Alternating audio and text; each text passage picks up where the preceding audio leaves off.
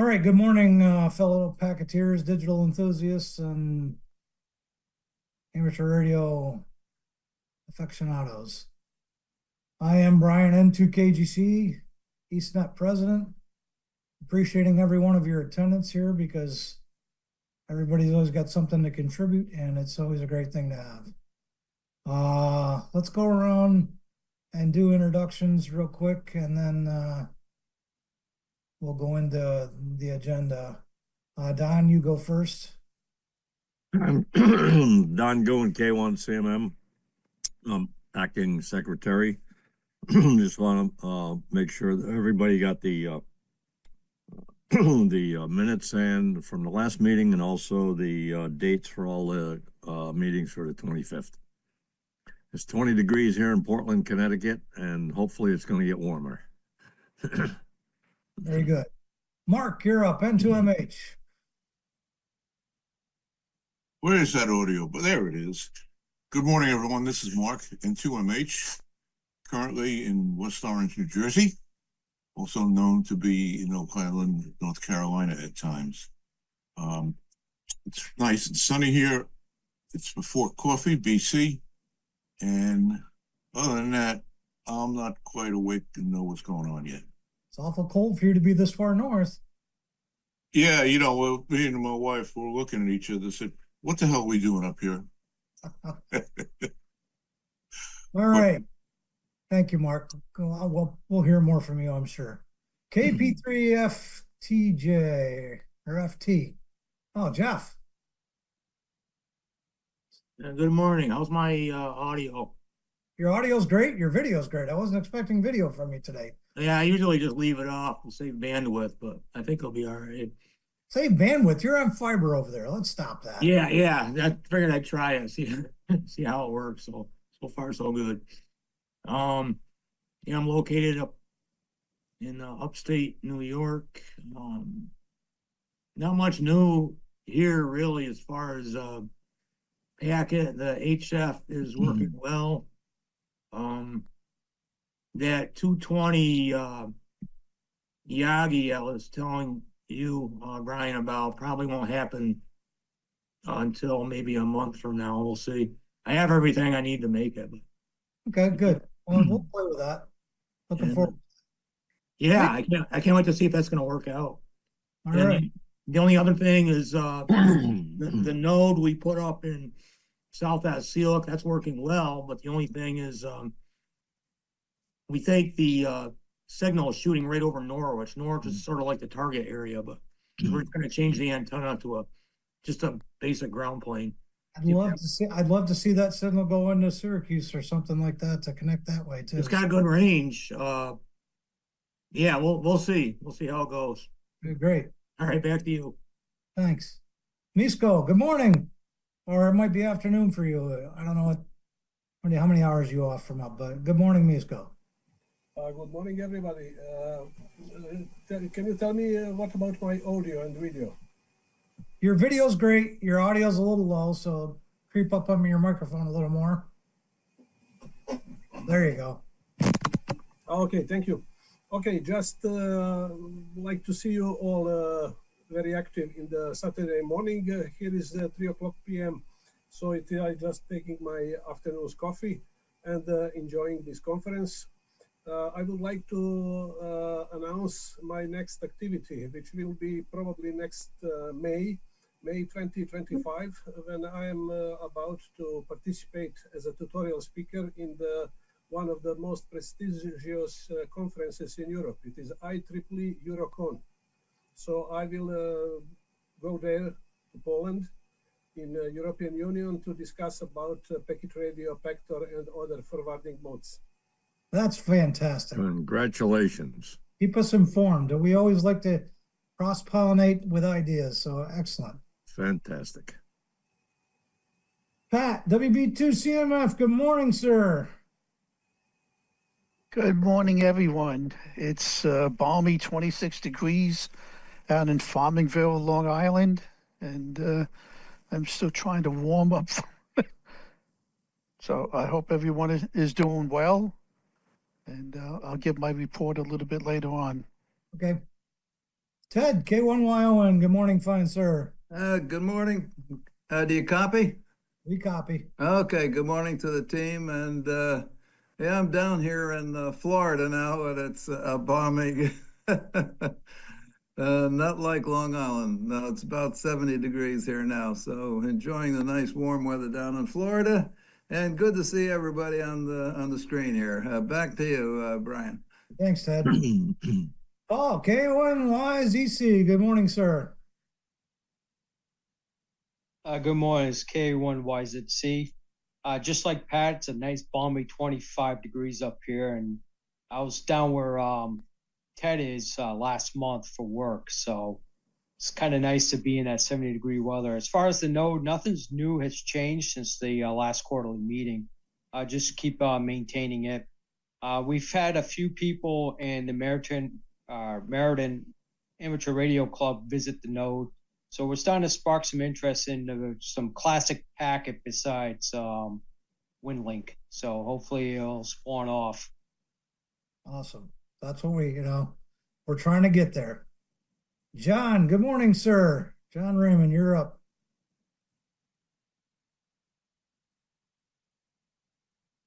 Had to unmute. Sorry about that. It's all right. Can everybody hear me good? Yes, you're fine. So I'm John Raymond, W2RJO. I'm with New York State Division of Homeland Security Emergency Service Office of Interoperable and Emergency Communications. First time I've been on this conference call Zoom meeting. Since everybody's giving reports, and it sounds like a contest, I currently have 5 degrees outside here.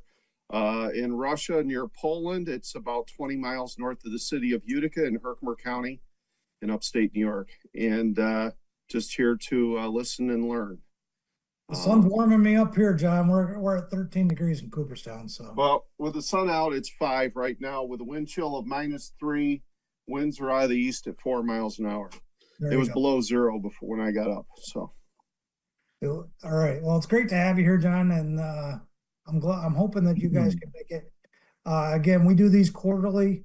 We alternate each quarter with a Thursday night meeting and a Saturday morning meeting to try to accommodate as many people's schedules as possible. So if you didn't get that list of meeting dates and stuff from Ted, let me know and I'll send you a copy. And you just reminded me that I've got to get you guys some Telnet access and stuff to my node so that you can play around with the network when you guys are in the office and stuff. So good to have you here. all right, no problem. Stephen, good morning, sir. Let's hear from the left coast. Good morning, gentlemen. Steve Stroh, NAGNJ, and I'm in Bellingham, Washington, the far northwest corner of the continental U.S. and about 10 miles south of Canada. My major activity is writing a newsletter called Zero Retries. Brian is one of the readers, and it keeps me busy out off the streets. Not much amateur radio activity. It's a balmy 46 degrees here, but windy and overcast. And it's currently 6:12 a.m. So this better be good. Well, you're going to have to make it good. You're going to probably contribute. So you contribute. We love it. All right, Chris, WW2BSA, good morning, sir. Oh, you're unavailable. Okay. All right. Ray, N3HYM, good morning, sir. Good morning. I just got up. I worked late, didn't get home till 1 o'clock this morning, so it's been a busy week. Okay. I'm the technical director for Radio Relay International. I'm also the national capital greater region of the Red Cross here on the Eastern Shore. I'm a liaison for them to all the EOCs here, Montgomery County, Frederick County, and Harford County. Been doing a lot of work with the Red Cross. That's been keeping me busy, and of course, work schedule with inventory control. So hopefully that's over as of this morning. We got all that figured out. And that's about all I have. Back to you. Well, good morning, and thank you for representing RRI, because as you might have seen with my email the other night, we were going to get an update from them or whatever, and I just always count on somebody from RRI being on the call. I didn't actually coordinate this with anybody, so we'll look for updates from you and probably Charles probably inputs as well. All right, Alan, N8WQ, good morning, sir.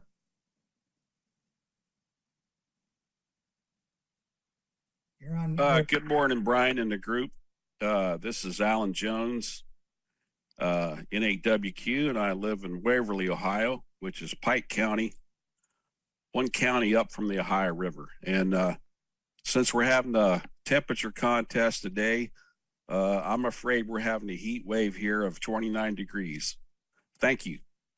Well, good morning and welcome. Brian, W1BKW, good morning, sir.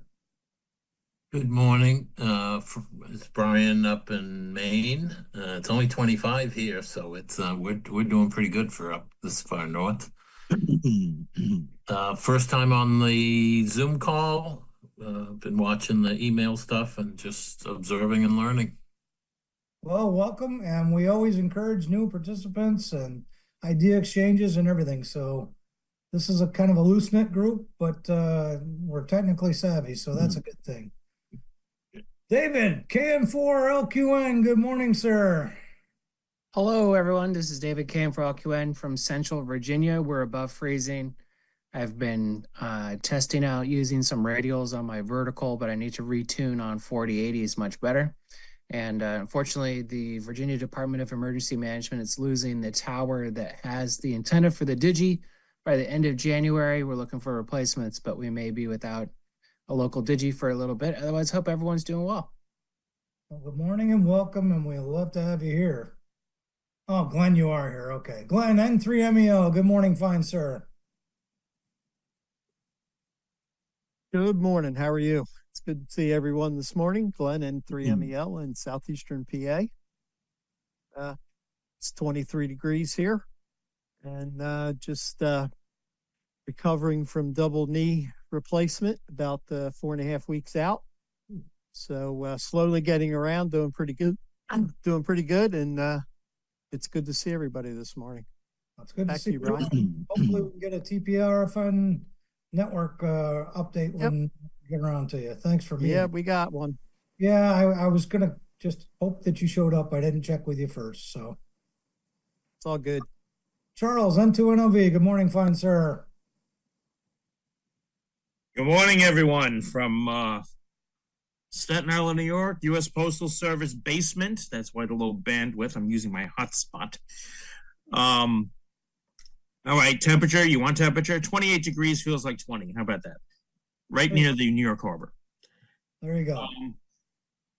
A few different things that have been developing, and I'm glad to see that raise here on the technical side of RRI. I was surprised that Jim hasn't showed up yet, KY2D, but things are moving forward as far as the certified radio operator system is concerned, and the VPN for the fast radio telegrams and such. So we got a few things to cover later on. Excellent. Thank you. Appreciate you being here. Matthew, W2MRD, good morning, sir. Good morning, Matt, W2MRD. So I work in the same office as John. I'm a radio engineering manager in our State Office of Interoperable and Emergency Communications. Our office is also responsible for the New York State RACES level program. And we also run the New York State EOC radio station KC2FTD. So just first meeting I've been attending here, but we do have some packet nodes at a few of our locations, our sites around the state and eastern part of New York. So I'm interested to sort of learn and see what we can do with that. I have some packet experience from the 90s.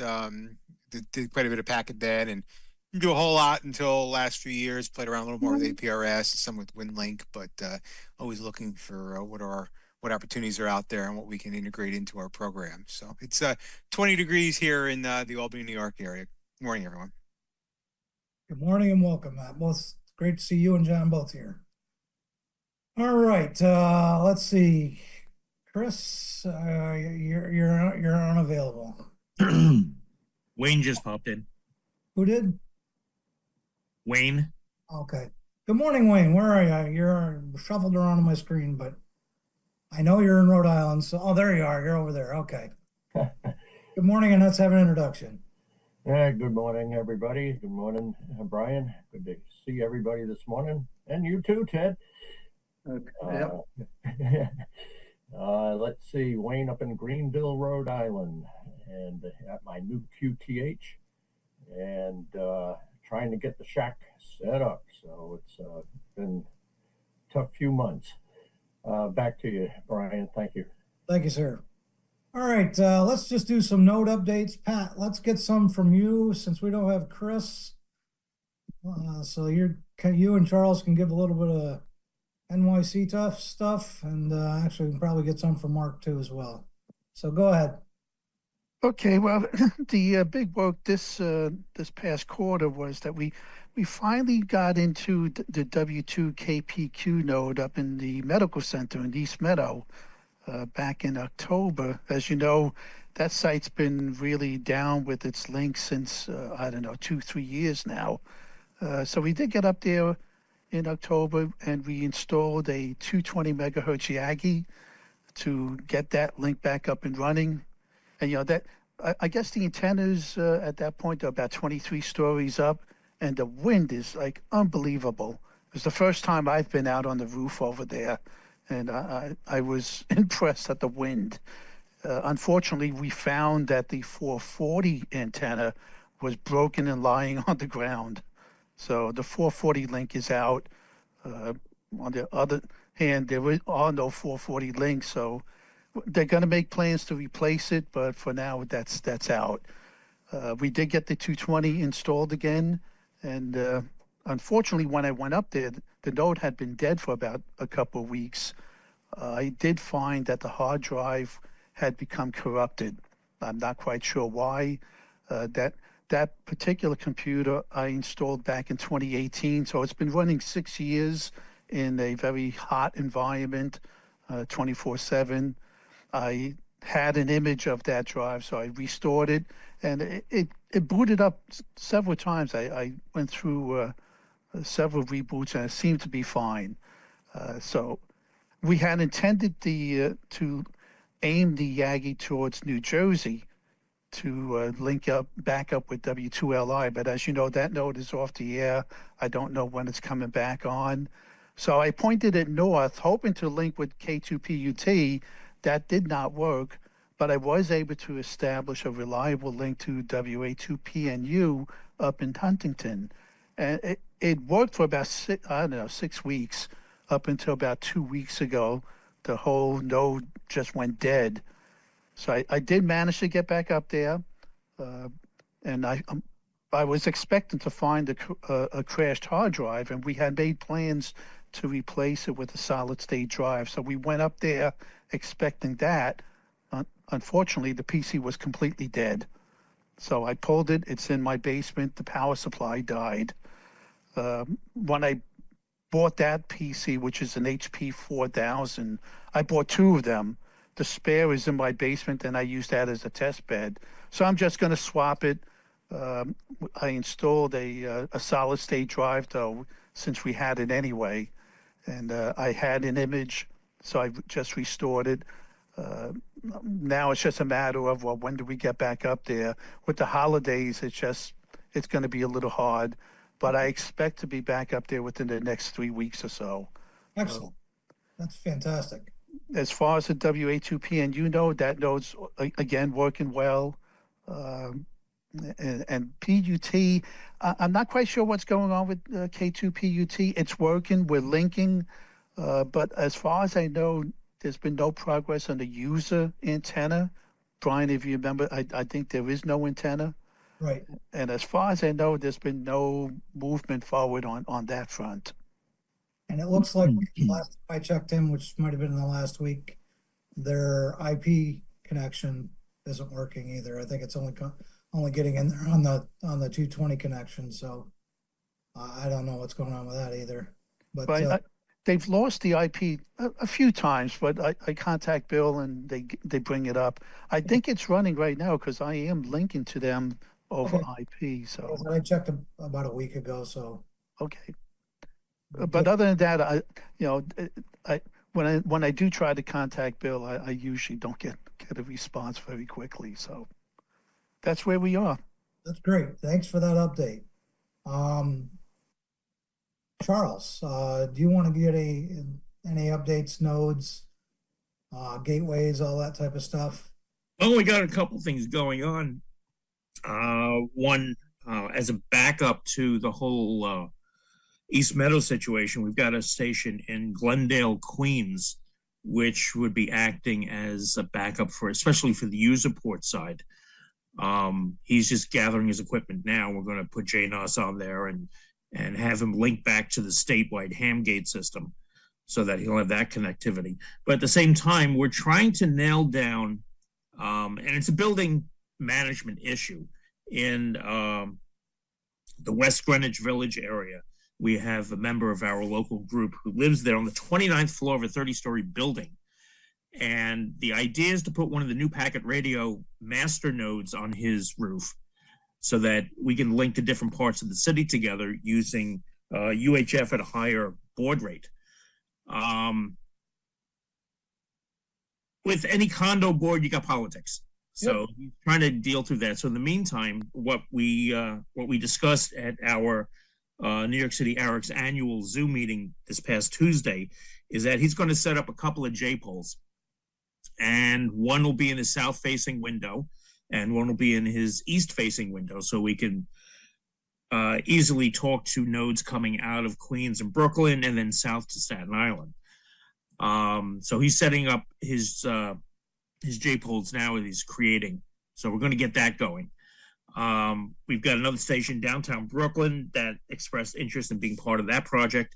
And this past week, a few days ago, I got an email from N2MH, and then, of course, from another station that was contacting him, N2UFM down in the southern part of Staten Island, who's got a packet node that wants to link into the system. So we're supposed to talk later today. He just gave me his cell phone number the other day. So we're going to talk sometime this afternoon and get him linked into the system. Awesome. That's fantastic. Great news. And I'm sure John and Matt are happy to hear that. All right, Ted, you want to give me a little update on what's going on in Florida with the nodes and stuff like that, or haven't you paid much attention there? Okay, we can do that. And Pat, you did a great job there with Long Island after all those many years. There's still a little bit more to do, but congratulations on getting to that rooftop and experiencing that wind. Well, okay, just briefly in Florida, we had a node in Fort Pierce run by an amateur radio club.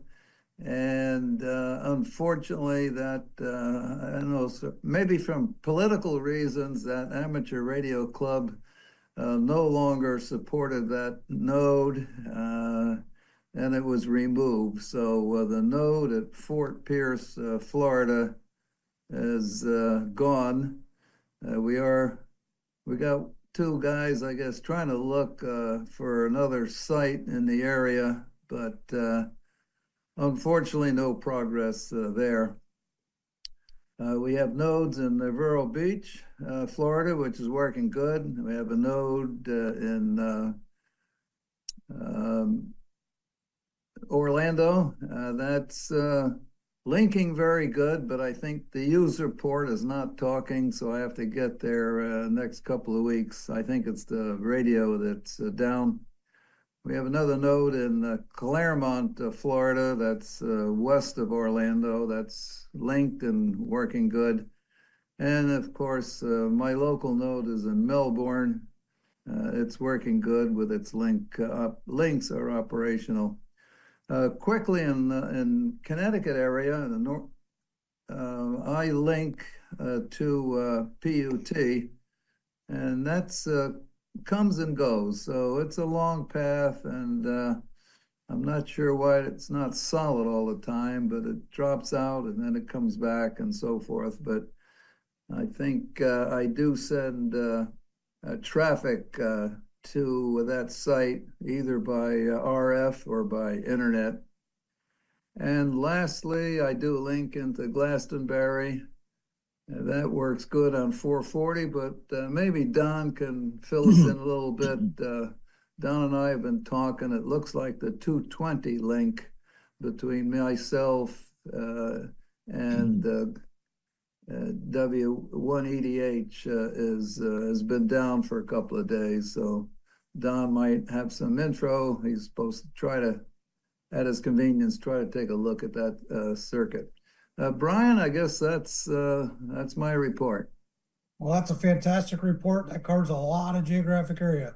Don, do you want to chime in on W1EDH? Yeah, I've tested the 220 link from my location and it's working. So I'll have to go up on the hill and see why he can't connect to it, because it's working perfect. Ted, you know, if your 440 to Putnam County is a little flaky, and if the 220 is flaky, maybe we've got some antenna issues on your site, Ted.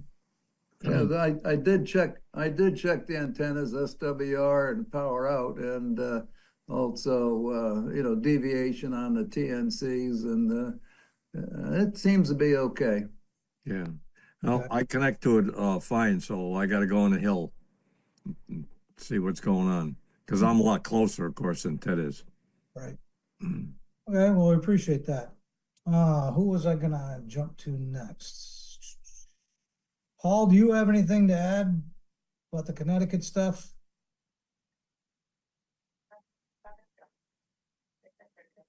No, I guess not. All right. Anybody else on the packet stuff? Damon, I saw you jumped in here. Go ahead and say hello. We already did introductions, but let's hear from you and let's see if you got anything to offer while we're doing node updates. Yeah, I don't have much to add. Damon N1LJK here in Booth Bay, Maine. Been hoping to break out some of the backbone network here, but the site that we had selected has become unavailable due to a deficiency with the solar system, which is completely off grid, which is unfortunate. There's been other small little things happening up here. I don't know if this was covered, but there's an HF link, W1DTX, I believe is the call, up in the far corner, north to east Maine, has an HF link with N3MEL. And it does pass traffic on the VHF network down this way, you know, hundreds plus miles through a couple hops, but they're usually all sharing the same VHF or UHF frequency. So the issue is under load. There can be issues with the network. So there's a simultaneous mesh project going on here, which has been delayed somewhat. And hopefully when it is more fully built, that can be used as RF microwave links to break out the backbone of the network. Most of the packet nodes have pretty good elevation. Mine does not. KY2D, operating the RRI Eastern Area Hub, has the ability to exchange NTS messages from the packet bulletin board system out to RRI. Inbound messages do not come in that way. And he's on the same VHF network that connects from W1DTX. So there's some small steps happening to make Maine not an insular little network, but it's very slow, and the topography here is somewhat of an issue. In my example, it's finding a site that can connect to some of the existing nodes, and then it's an equipment issue, hopefully using 1.25 centimeters. Have a couple of other things, new packet radio I'd like to play around with, but the problem is really getting people to use the network. So the question of which you put the horse in front of the cart or in the cart in front of the horse. I would love to see more people use it and then use those resources to build it out. But it's really difficult to, show people the value in an RF network. So that's the news from here. It's below 20. It's, I think, at 19 degrees Fahrenheit here. It's cold today. Well, good. Well, thank you, Damon, for that update. That's a big update. And I know the battle you're facing with everything being on a single frequency. We've all been there, for those of us who've been around this since the 90s. So, but we also know how hard it is to get everything done. And of course, not having users, doesn't drive the process any easier either. Mark, N2MH, what are your updates? You've probably got some Arden updates and stuff too, so. Well, with respect to Arden and the Arden mesh, we are forwarding over that network. We also forward over AmperNet, and we also forward over the internet. So we have all three networks covered. Nothing new to report in ART, except they're coming out with new firmware all the time. Moving on, for Pat, WB2CMF, what frequency is your 220 link on over at National Medical Center? Right now, we're sitting on 223, 680. 680. Okay. That's the northern New Jersey frequency. Yeah, we may change it to 223, 560. But of course, we got to coordinate, and it's going to be hard to get K2PUT because, like I said, it's hard to get in touch with Bill. But right now, since there's nothing that I hear from northern New Jersey, I can't believe that we're interfering with anybody. Okay. Well, the reason I ask is I am in northern New Jersey. I am up on the hill, First Mountain Range, just west of Manhattan. So there's a good chance I may be able to hear the medical center if I knew what frequency it was on, which I do now. Okay. Just bear in mind that the Yagi is now pointing north. So Yeah. you'd be off the side, which is probably worst case. Yeah. And I'd be running an attic antenna anyway, but being on top of a 650-foot hill helps. Yes. Yeah. It'd be interesting if you can hear the NJ2AR, the Lakehurst one, which is probably on 580. 480. Or is it on 480? Okay. Yeah, that's where it's supposed to be for central New Jersey. Okay. Yeah, I've been listening there. I don't hear a thing except the weak signal coming out of Warren, WB201A. Okay. Oh, he's got 220 on there? Yeah. Didn't realize he still had 220. Okay, well, we want to. Yeah, he's the bridge between New Jersey North and New Jersey Central. All right, well, we got to, let's get some activity on that. All right. I wish Chris was going to be able to be on the call, but. Okay, moving on. Yeah, go ahead. Since the last call, I brought up a 2-meter user port here in West Orange. It's on 145.51. And through the magic of networking, both my BBSs can access it. If you're on 5.1, you can talk to my BBS in West Orange, but you can also talk directly to my BBS in North Carolina. The system runs Direwolf and a 2-meter radio. So Direwolf was a network device to begin with. So it was a piece of cake just to make it work across the network. Direwolf is an amazing piece of software. Compared to our CNCs, it's amazing. Yeah, it is. Okay. And my last item here is for Ray, N3HYM. I know we've been going back and forth about maybe giving you some support on all your various networking needs. Me and Karen are looking to go back down south on December 27th or so. If you need any help, we may be able to swing around your neck of the woods. So just let me know if that's anything that you'd like us to help you with. Mark, your help and input to EastNet has been valuable since you've found us again and found Packet again. So we welcome all your support and input. The network benefits from your efforts as well. All right, I got one other item on my list here. Awesome. Charles mentioned a new guy in Staten Island. We are in the process of bringing up an AX UDP link to him. He's a rank beginner, so I got to walk him through it by the hand. And, he's running BPQ, and getting Jane Ross to talk to BPQ can be difficult at times. And this is proving to be one of those times.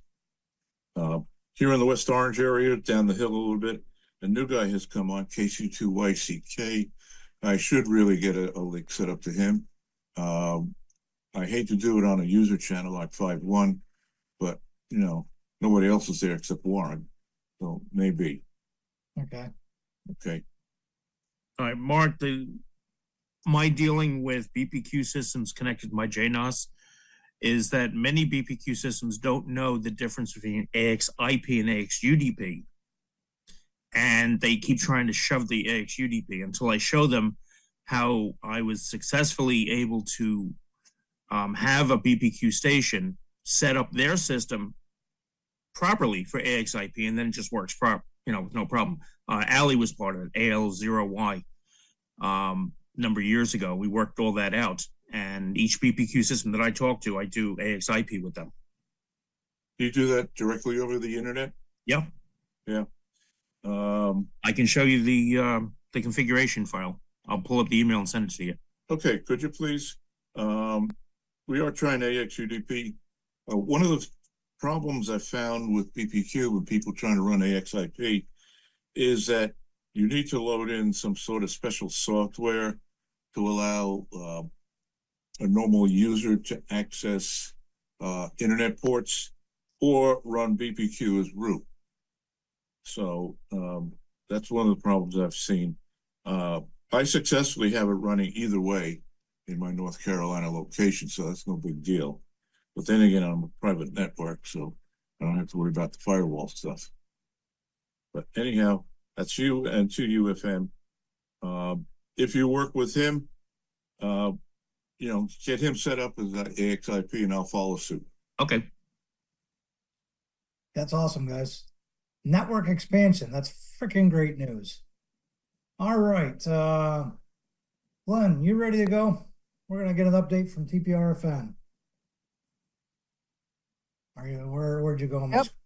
There you are. Yep, I can do that. Can you allow me to share my screen by chance? Don, you're going to have to do that. Glenn, M3MEL. We got to give him a presenter status, I guess. You find them. Where's there?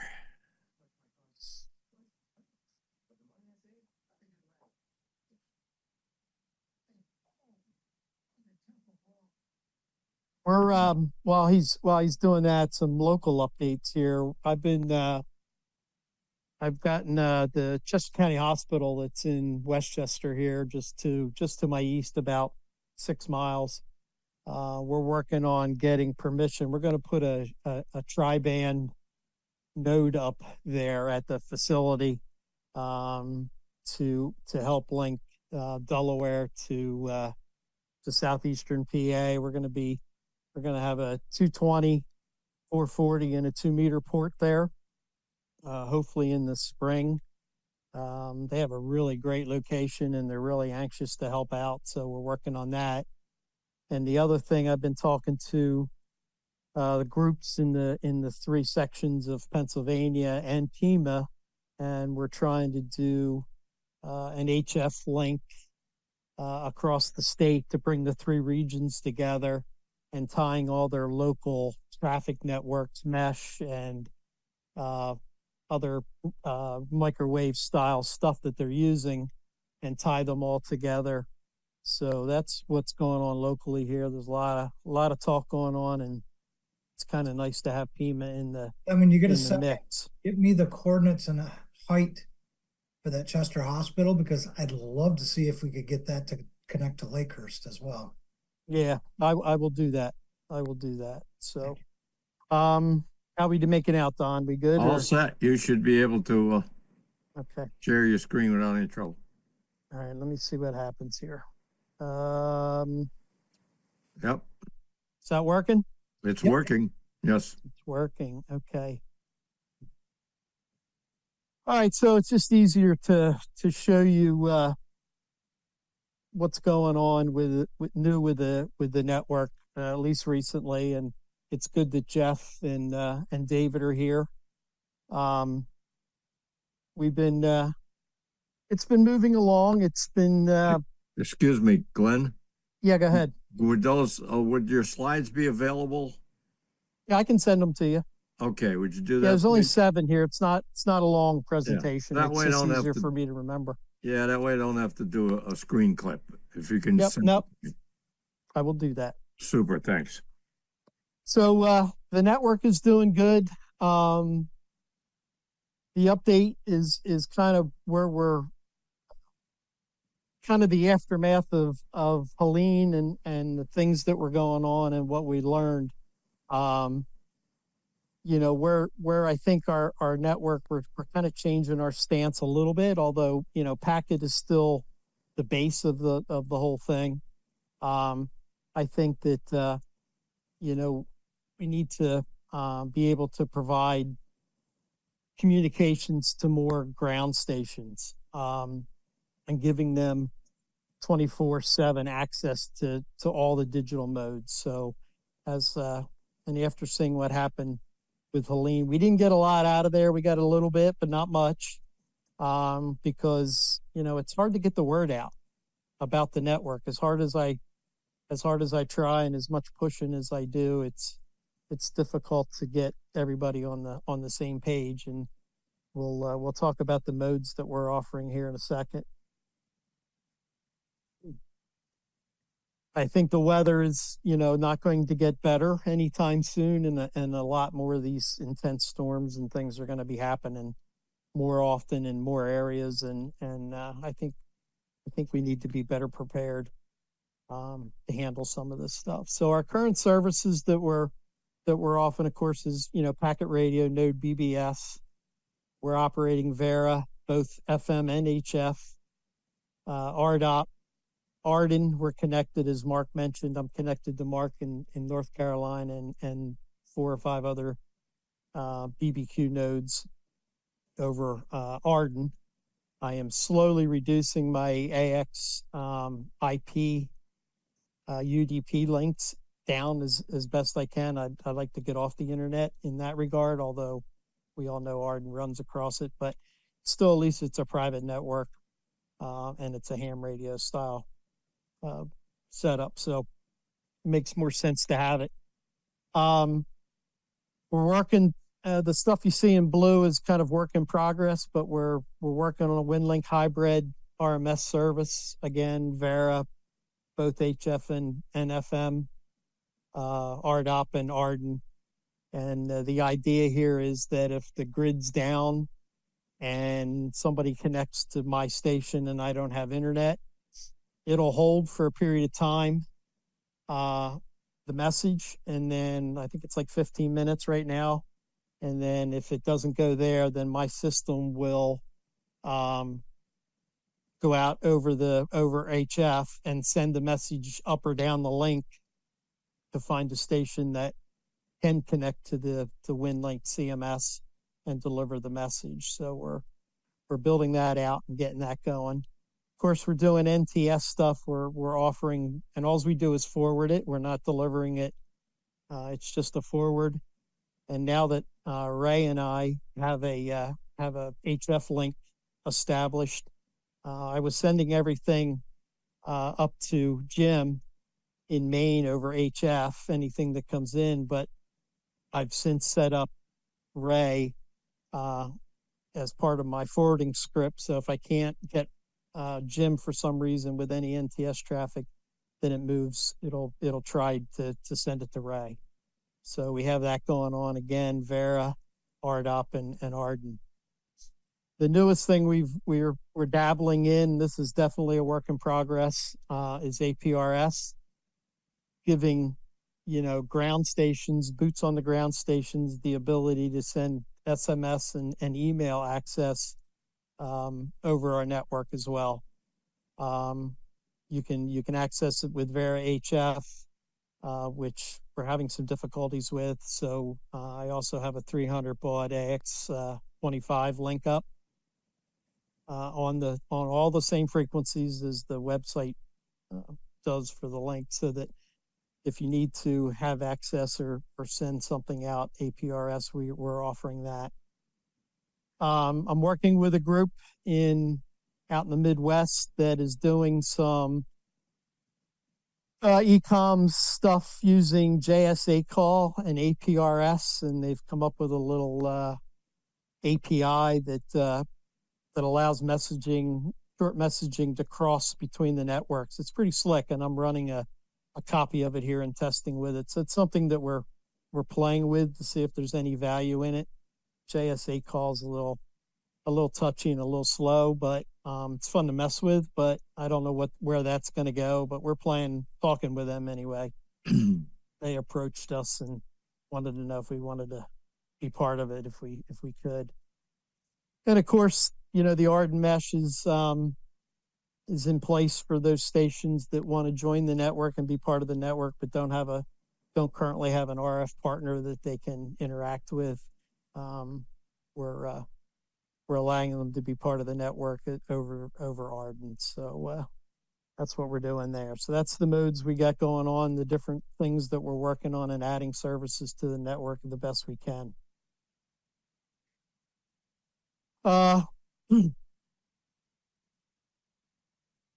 As I explained, it's, the network is still solely based on AX25 packet. BPQ is the base of the whole network. BPQ is so versatile with its abilities to interact with all these modes that we're promoting, including APRS, that it really makes this relatively easy to do. Packet is still my love and still the base, and I agree with a comment earlier that getting end users and promoting packet. I think packets, it just has it over all the rest, with the exception of maybe file and picture sharing and that kind of stuff. As far as text messaging and data goes, I don't think even WinLink can't compare, because WinLink is so reliant on the internet, and and then you have groups like ARRL and even ARC that pushing hard for WinLink, and I get why, and I love the forums, and I have nothing against WinLink, but I think it's a weak link in a grid down scenario where packet and what we're trying to do with this network and having RF capabilities is really what should be promoted. And with the advent of Vera and all these faster modems, it kind of brings packet into the mainstream and not the old slow, things that we've always been used to. So in comparison to the rest, we really want to be part. Our objective really is to be able to provide service to boots on the ground guys that are setting up portable HF antennas and needing to access the digital network. That's really one of the things that we want to promote, and having a 24/7 based digital network allows that to happen. What we're looking for, things that we need, from any of the groups. I know Steve's on here and the EastNet guys, and we're really looking for help to promote, the networks, and, getting the word out more about packet radio and our network and EastNet and all the rest of the guys that are doing a great job with ecoms all over the place. Every chance I get, I try to work with these other groups that how we can tie things together to bring all these different scenarios around the country together in one form or another. One of my things that would be that I was thinking of, it would be great if these POTUS stations, when they're out doing their thing, is to promote having them try to connect to one of the local hub stations and see who they can connect to while they're out there messing around waiting for contacts. Would be a great way to kind of test the network. We're always looking for more hub stations and or polling stations, and the difference is the hub stations are 24/7 committed to the network, committed to the packet forwarding. A polling station comes and goes and offer services in their local area, and then if they have something they want to dump into the network, they typically change to our frequency, dump in their traffic, and then go back about their business, and they don't tie up their HF station. So we're looking for more stations. Our current coverage is statewide, as you can see here: Maine, Connecticut, New York, PA, Delaware, Maryland, Virginia, and Florida, Wisconsin.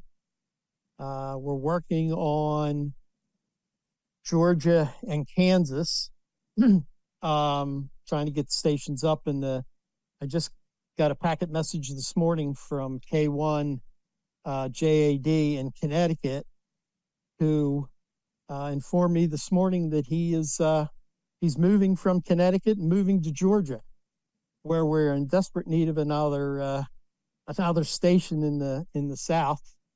on the East Coast, and I promise I didn't entice him to move to Georgia. He's doing it on his own, but it looks like probably in the spring we might be able to close that gap between David in Virginia and Sean down in Florida, and maybe have an RF link from Maine to Florida.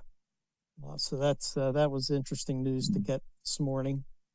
And then there's a couple of stations both in Oregon and California that have been communicating with me, and they like the concept and trying to see what they can do out there and how we can get linked together. All of our contact information, the different things that we're doing, different ways to contact, different things we're involved in is here. Most of you know most of this stuff. APRS is N3MEL-6, and then we also have a group on JSA call at TPR and TPRFN, and of course our group's IO. Glenn, can I get so you? That's about all I got. So go ahead. Can you pull up a map of TPRFN? Just because for Matt and John from New York State Office of Emergency Services, it would be good to get them a visual on this, because this is probably the first time they're. So this is can you see that? Okay, it is sharing that, right? You can see it. Yep. Yes. Yep. So these are the current hub stations that are 24/7. So starting up here in Maine, then you got Jeff and then Tony in Connecticut, myself, and then Brian in Delaware. I haven't added Ray in here. I got to add Ray. I'm going to move him from polling station because we have a pretty good link. We changed frequencies. He's not on our frequency, but it works good. And then of course David down here, and then Sean is in Florida, and then we have Lee way out here in Wisconsin, and it's a good link to us. We link to him on 20 meters during the day, and then 80 meters at night. So we have a constant link out to Lee in Wisconsin. And then if I go over here and I bring up the polling stations, which are different color, these are the different stations that come and go, and access the network from one level or another. So they're the recognized ones. We have a lot of other users. We have a lot of RMS users now that are using the network for their WinLink polling. I'm not listing all of them. There's too many of them, but here on the East Coast, it's picking up some speed. And then you turn on your 200 mile. There we go. Yeah. Yep. And there's the 200 mile NVIS scenario. And of course, these stations here on the east that the circles overlap each other certainly have better connectivity together than we do out to Wisconsin. But the link can be made, and we're using it. I have a IP UDP link with Lee out here. If something goes wrong, we still have access to him that way. And then of course Sean down here, he and I are connected over Arden, but we can even do RF when the conditions are right on 20 meters and 80 meters. We can connect to him RF as well. So it does work beyond the NVIS, but the whole scheme of the network is to keep it short, make the hops, and we can move traffic from Maine to David in Virginia in just a couple of minutes, moving it down the network with multiple hops. With using Vera, the messages go really quickly. So awesome. That's where that is. So it's growing. The interest is out. These yellow ones are links with Arden for people that are branching in. So it's gaining some legs. It's been slow, but thanks to Jeff and David and particularly Brian down VSP down in Delaware, the network is doing pretty well, and I appreciate everyone's participation, and I think it's a value add service. but the end user thing is is where it's going to be important, and getting the word out there that it's here and it works. And can you getting give me a people to brief use it update will work. on what your monthly messages have been producing? Are you learning anything from those? Well, the WinLink is showing us how the network's working. I mean, because that's where the bigger end user is. We're not promoting this network as an end user network, if you will, other than if there's a situation going on and there's ground pounding going on and guys setting up portable stations, we certainly want them to be end users and be able to access the network. But typically, we're not advertising it as get on and go node hopping using Vera HF or listing 500 messages on a bulletin board. We're not really promoting that. So, but the network is relatively busy. So if you go, hang on one minute. Let me go back. Yeah, I'm just kind of trying to have we got any lessons learned yet so far from your message? Well, I think we do. We know that we can pass messages. We haven't abandoned any messages. Everything moves. This is kind of the live connection today of the network and who's accessing it and from where, so you can see live what the network's doing. And there's plenty of activity. So that's today, and then you can go and look at the last 5 days, and this is what the network's producing and who's connecting and to what stations. So there's and this is all live. This comes right off the syslog port of Vera and reports to Tony, and he produces this link, and these are live. And Lee's doing quite a bit out there in Wisconsin, isn't he? Yeah, he is, and he actually has a link out to Oregon HF. So a couple of those stations are playing around from out there, and this is the station here, this W7EES. I think that's its call. Yeah, W7EES. He's in Oregon, so they're having a link, so you can kind of go here, and you can bring up, and you can see that the signal to noise is a little low, but they're making the connects, and they've connected 31 times in the last 5 days. So it's a lot of information to be had here on the website in these connects.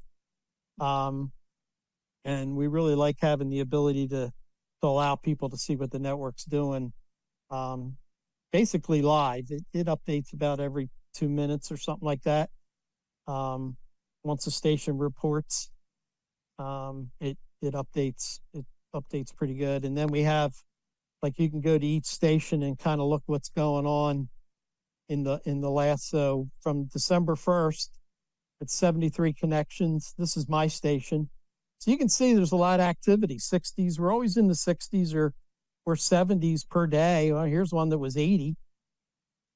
We have a tendency to get more on Wednesdays because of David's WinLink Wednesday. A lot of folks are coming through the network for to send in their check-ins. But you can see for the month, we've had 903 connections across the entire network. So not too shabby. So it's picking up speed. Good. Thank you very much, Glenn. That's a great update. Yep. And just as a little advertisement, the December PACnet net starts this evening at 00 UTC and runs for a week. So I'd like to see some check-ins there too, because it's a great way to test the network and to move traffic around and see how bulletins are moving around the country. And well, I appreciate when you announce those on the EastNet list, and then again, anytime you get lessons learned or links to your check-in map and stuff like that, that's always interesting for the rest of us to see how information is moving and what's being effective. So keep up the good work. All righty, sounds good. I appreciate everyone's support. All right, let's just glide. Go ahead, Don. Scott, Glenn, one observation I noticed on one of the last slides there, you have the abbreviation. You got MA. I think Maine is ME. Yeah, I think you're right. I Yeah, saw that and meant to go back and change it and didn't. Oh, okay. But I will before I send it to you. How's that? All right. Thanks.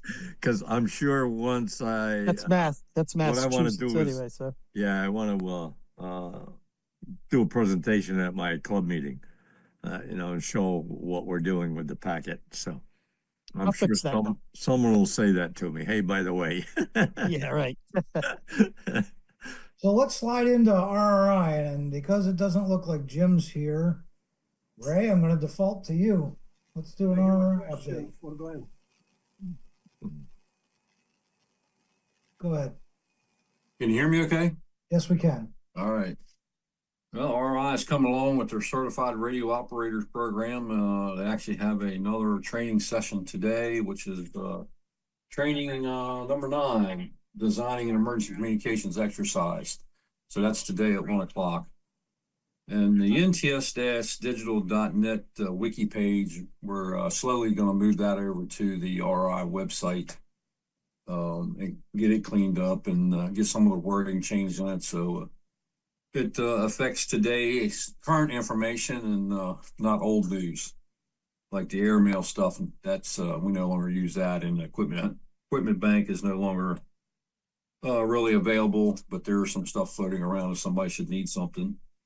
I know Jim had told me that there is a packet or a Pactor modem available for sale. If anyone's interested, there's a station here in Maryland that's got one for sale. Get a hold of Jim, KY2D. Damon has been working on the website and doing an excellent job on that. It continues to grow. So he's the man for the RI website, and looks very nice. You have to go check it out. I guess that's about all I have for the RI side. I help with the technical side of getting systems up and running with BPQ, and I'm working with a station in Florida right now in Orange Park. His BPQ is running, and he's got to work on getting his HF side up and running.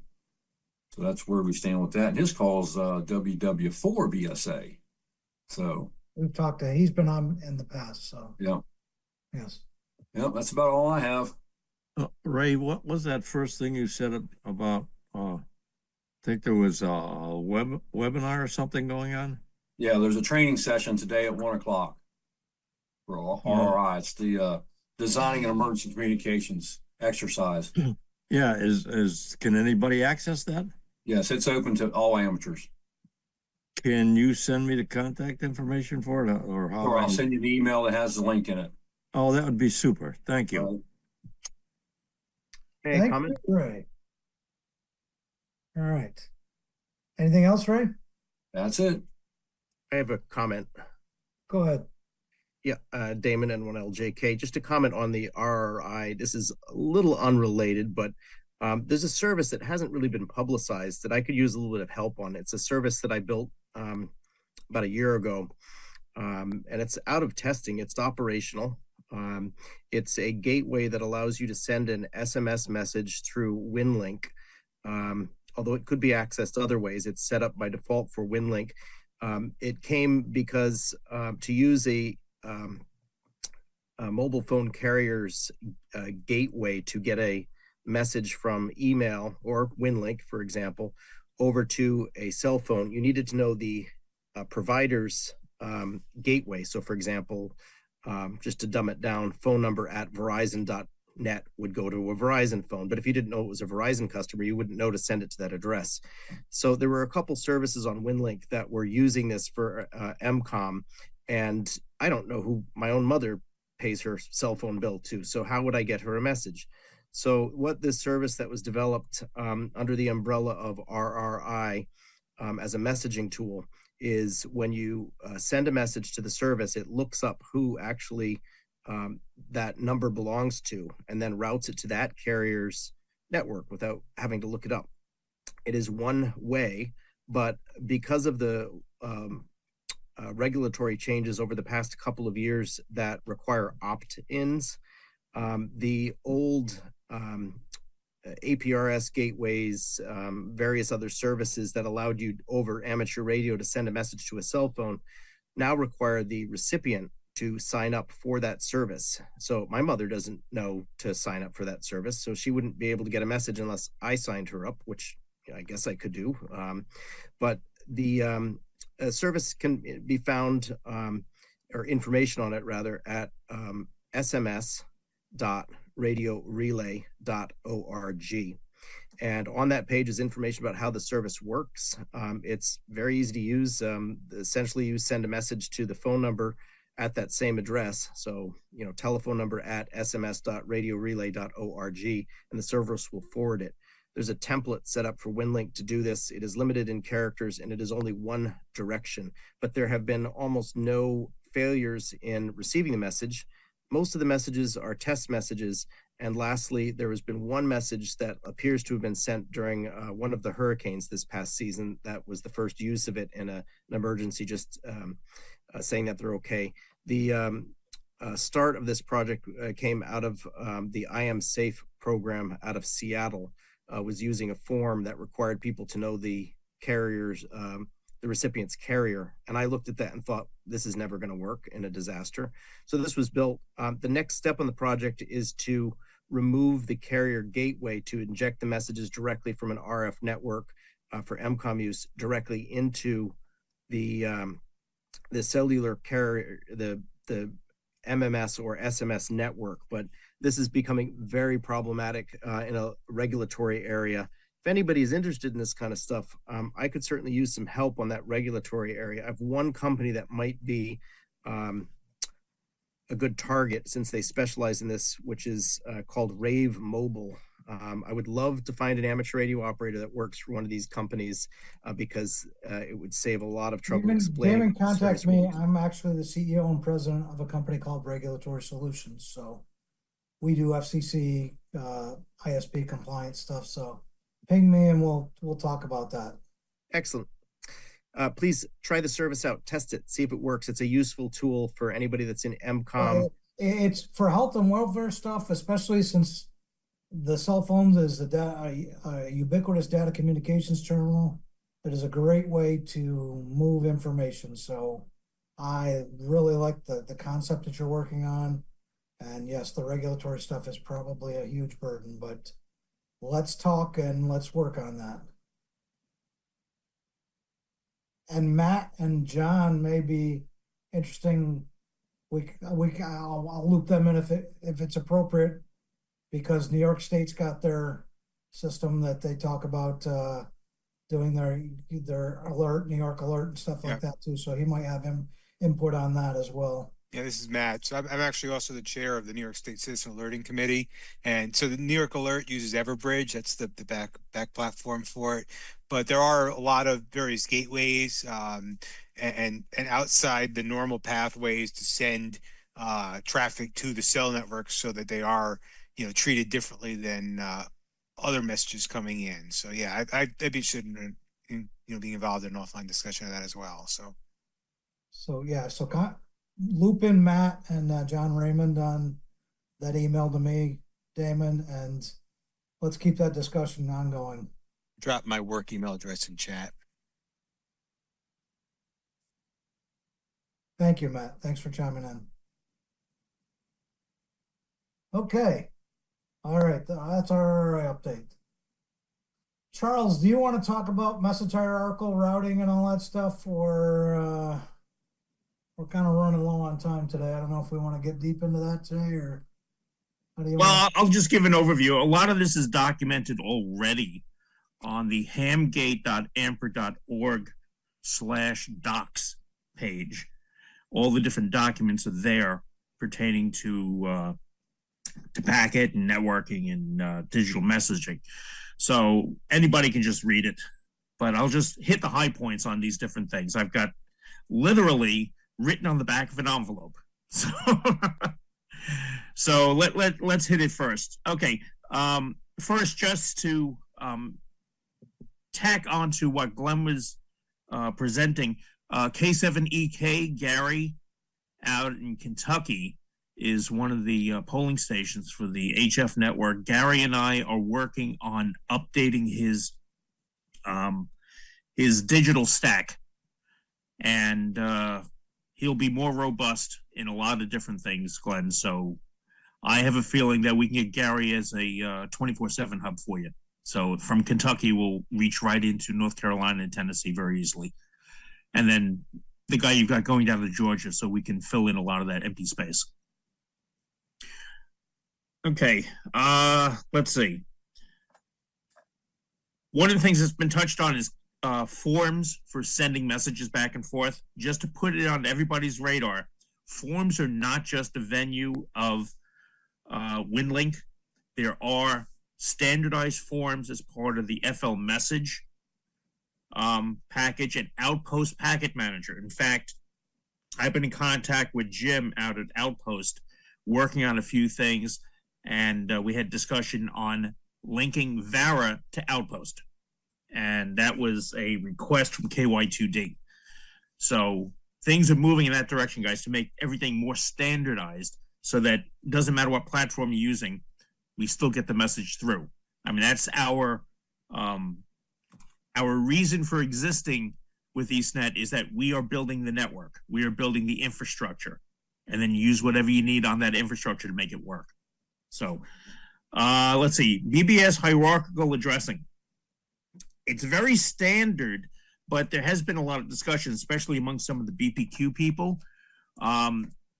They've got this idea of what they call targeted bulletins, following the same kind of schema of personal messaging. And that's confused a bunch of people. The standard from the NETA documents in 1995, 1996, was that hierarchical addressing is used in the personal messages. And after the @ sign is the call sign of the BBS, then if needed, a local area.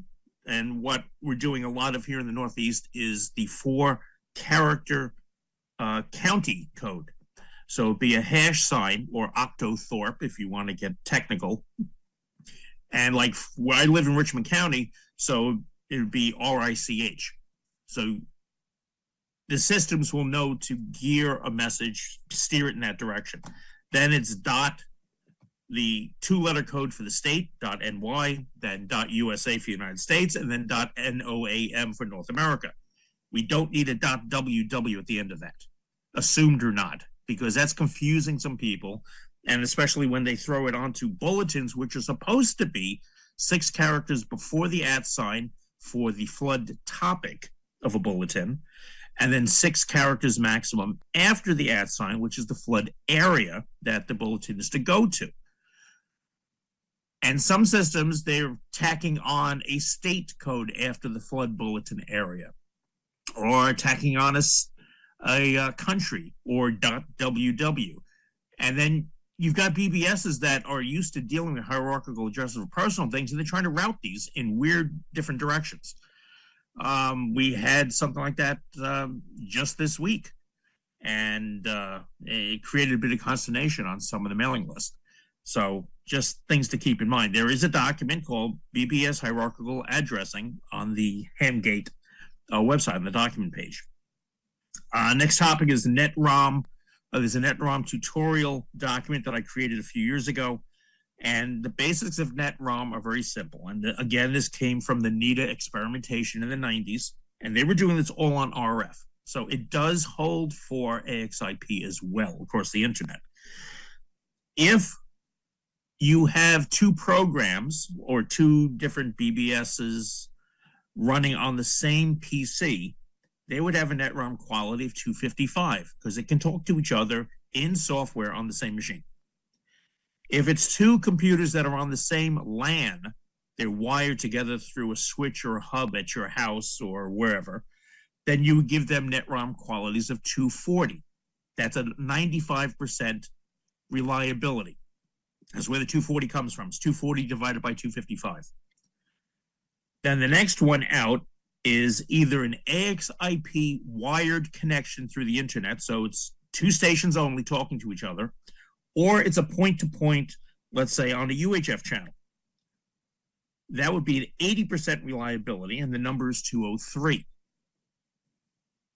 And then if you have a multi-user port, like on VHF or a 220 port, where you have more than one station, you have a chance for a hidden transmitter syndrome or collisions, you would have a 75% reliability rating or a quality number of 192. So if everybody's standardized on that, you wouldn't get these 800 node NetROM lists because everybody thinks everything is a 255 or a 240. You're giving more credence to a weak connection than it really can be. So that's on the NetROM side. Okay, next topic. The document is proposed WW Converse channel scheme on that page. And these are, we're looking at the worldwide Converse server with over 32,700 possible channels. How do we break it down? Well, in the past, there's been a few that have used a channel number based upon the second number in their 44 net address, which sort of makes sense when you want to keep things in a regional type of basis. So like for New York State, 44.68, we'd be on channel 68. All right, Pennsylvania, 44.56, you'd be on channel 56. And all the BBSs and users in that state know what channel to go to because that's their state channel. There are some that have been using like a specialized number. If you ever look at the list and you see channel 625, it's like, where the heck does that come from? Well, that's the UK amateur television group that gets together. And the 625 is 625 scan lines in a broadcast TV channel. They use PAL, we use NTSC, but they use 625 scan lines. We use 525 here in the States. So that's where that number comes from. So the idea was, okay, how do we organize all these different numbers? Not hard and fast, but as a suggestion. So the idea popped up, well, why don't we mirror an HF or VHF or even UHF frequency with a channel number?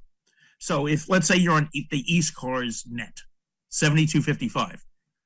Well, why not have a digital backbone chat channel on channel number 7255? So if you have a problem on the air, you can still talk to each other across the chat system. So that's what that document's all about. And then finally, the zip codes, which is appropriate for NTSC, but also gives you an idea how things are structured here in the United States. I have a map that's the zip code zones map. It's at the bottom of the page. And it shows how the zip codes were set up here in the United States, regionally, by color, and then by states.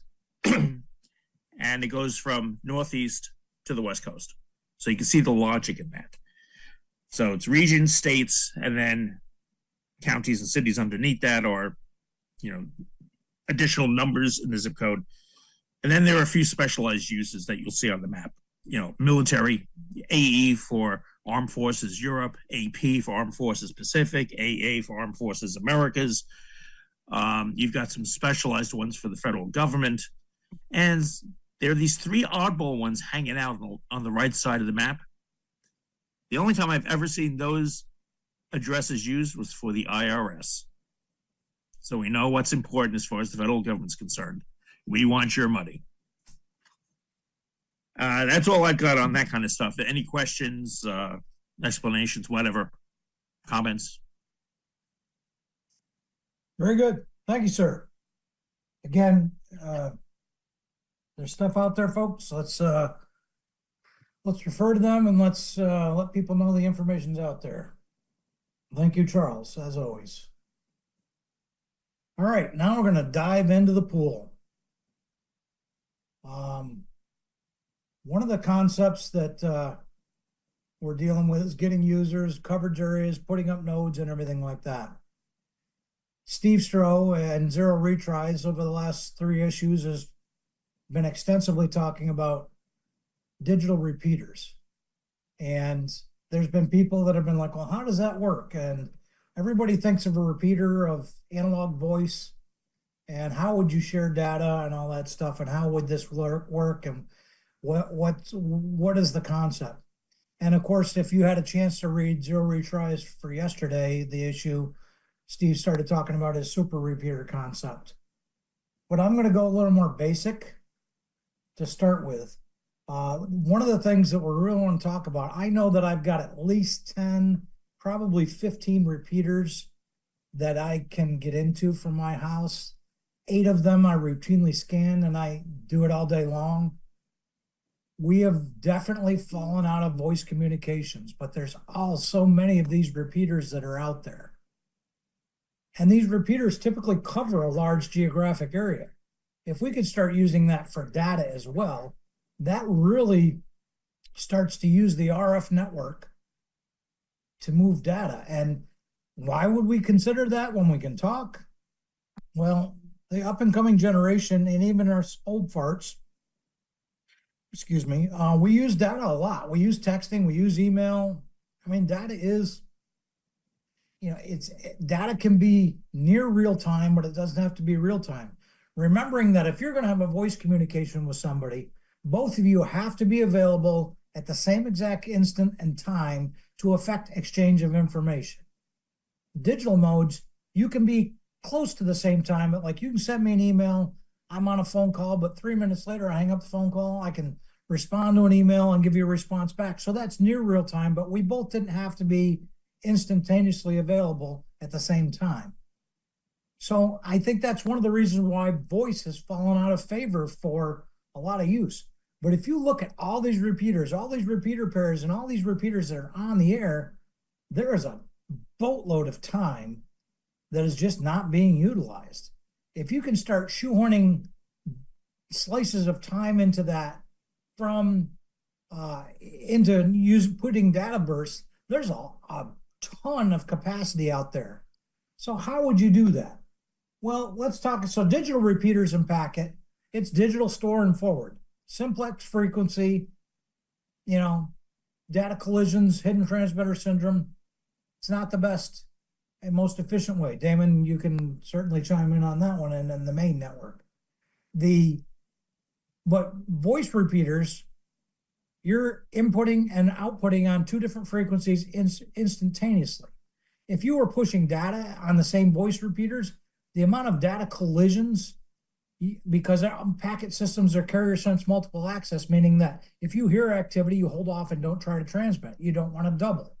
So if you would use the same concept of a voice repeater for data, it's going to allow a lot more efficient use of the existing slow protocol. So there's a couple of concepts I'm going to introduce, and then I want to let Steve talk about this. How would you use a voice repeater for data without doing major changes? One concept I've got is, well, let that repeater repeat data, but not do it with the PL. What do I mean about that? Well, if someone sends a data burst, the repeater keys up and rebroadcasts it, but doesn't transmit the PL. So all the voice users that typically scan that, if they've got their radio set up to receive the PL, they wouldn't see the data burst. They wouldn't hear them, I want to say. So you could, in the most basic sense, take a data repeater or take a voice repeater, turn it into data, and just but allow it to key up, or key up with a different PL maybe, and allow it to move data without having to make all the users have to listen to the data bursts. That's one basic concept of using repeaters. Shared analog or DMR repeaters. DMR repeaters have time slots. Most of these digital systems that are out there, not analog, they have, well, let me step back. The analog systems, how many analog systems are on All-Star links or on Echo Link and things like that? They're linked together or could link together. If you push that data, and if those link hubs are also tied into a server somewhere, now you can take a local footprint of a voice repeater, and you can move data around because you can get it off that repeater and put it into a data network, whether it's Arden, whether it's the internet. whether it's satellite. There's many concepts of dealing with that.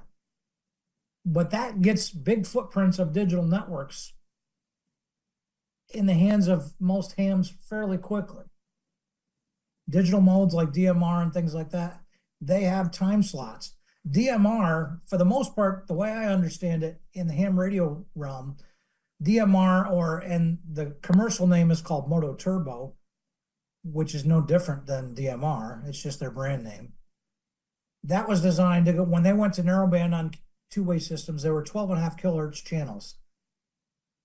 Analog voice repeaters are still 25 kilohertz. The DMR is 25 kilohertz with 2 time slots. So if you're taking a 25 kilohertz voice channel, technically in DMR parlance, that's 4 time slots that there are possibilities. The D-Star had the ability to do an embedded data channel. Once you've started to convert things to digital, in between the voice and in between the capacity you need for voice, you can shoehorn in data packets. The idea is that, Steve had suggested MMDV modems and things like that. There are definitely more efficient ways to take what we're doing with analog voice spectrum allocations and make way more efficient use by using some sort of digital mode, M17, all of that. There's 100 ways to look at that. The complexity with doing simultaneous receive and transmit comes in the fact that you've got to have a duplexer. One of the things you really got to realize is that the repeaters need to be more continuous duty, because if people start using them for data, they're always going to be transmitting. And if those repeaters aren't set up for a high duty cycle transmit, some of them are going to melt down. So there's that to consider. But the idea being, I want everybody to consider, we've got all this voice capacity. Voice communications, for various reasons, is falling out of favor. We need to start thinking about taking this repeater concept, getting it more digital in one way or another. Which way that is, which way is the most easy, and other things like that, I think that's going to be incremental.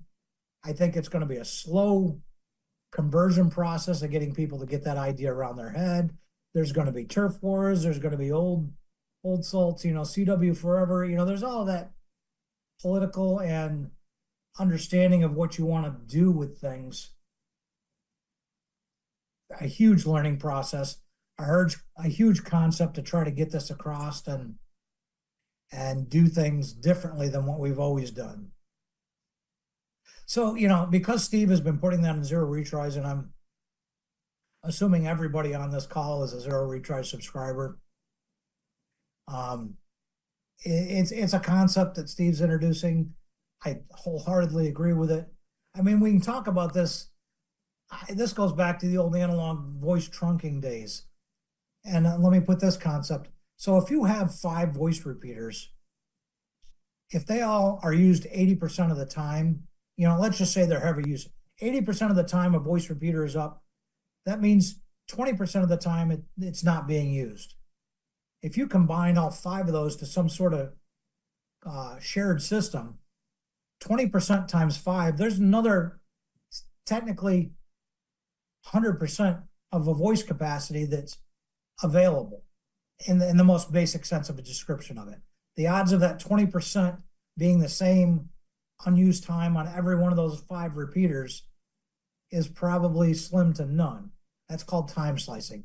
So if you can coalesce and share these unused time slots and things like that, and digital is very good at that, and digital's good at that and doing it in conjunction with voice, in fact, there's a lot of capacity out there. So we've got to introduce some smarts and manage systems into these systems. What that answer looks like, there's many ways that it could be done. It's definitely a conversation that should be happening.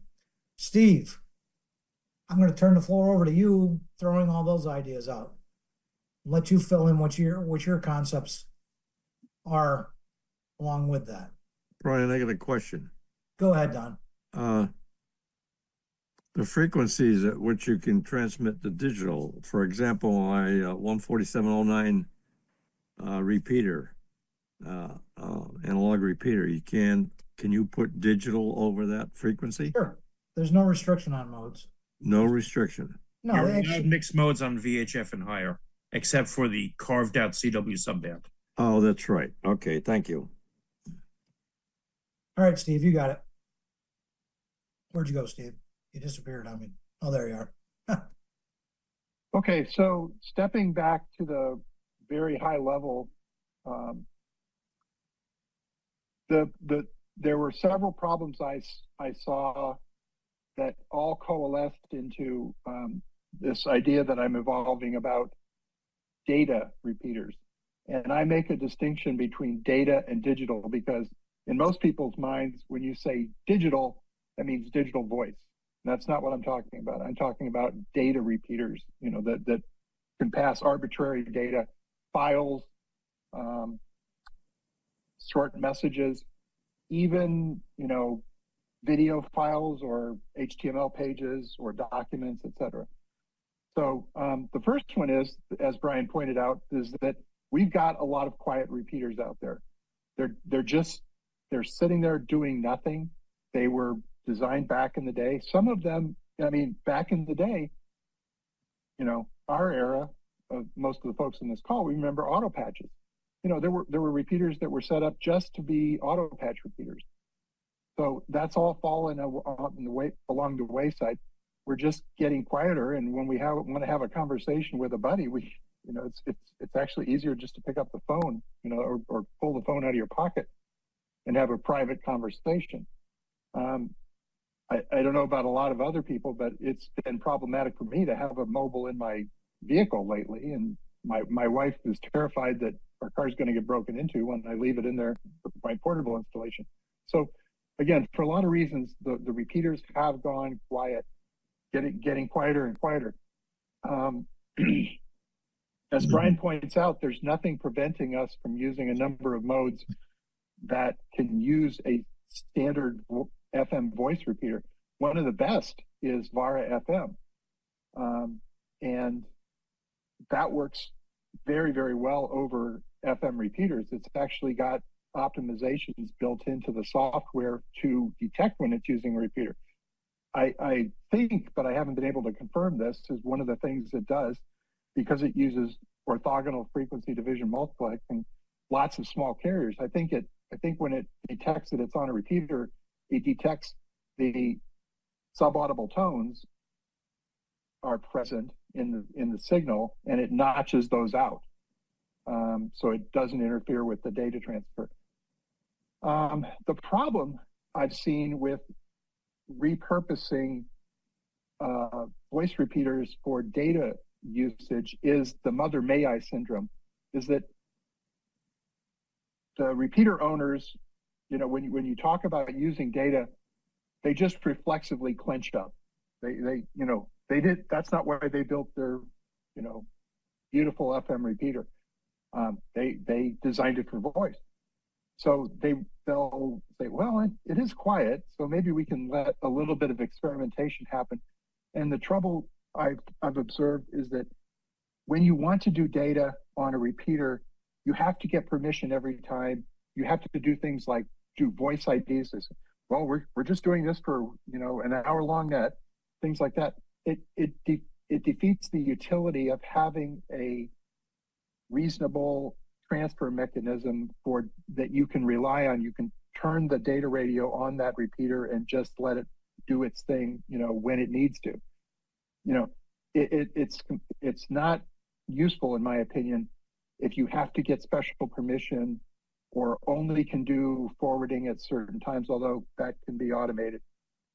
And then another stepping back big picture item is why do we even want to think about this?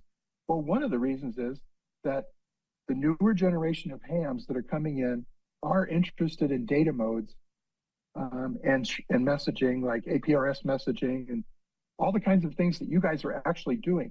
The problem that they have is that it's hard to do that. It's, excuse me, I'm just going to mute and clear my throat here.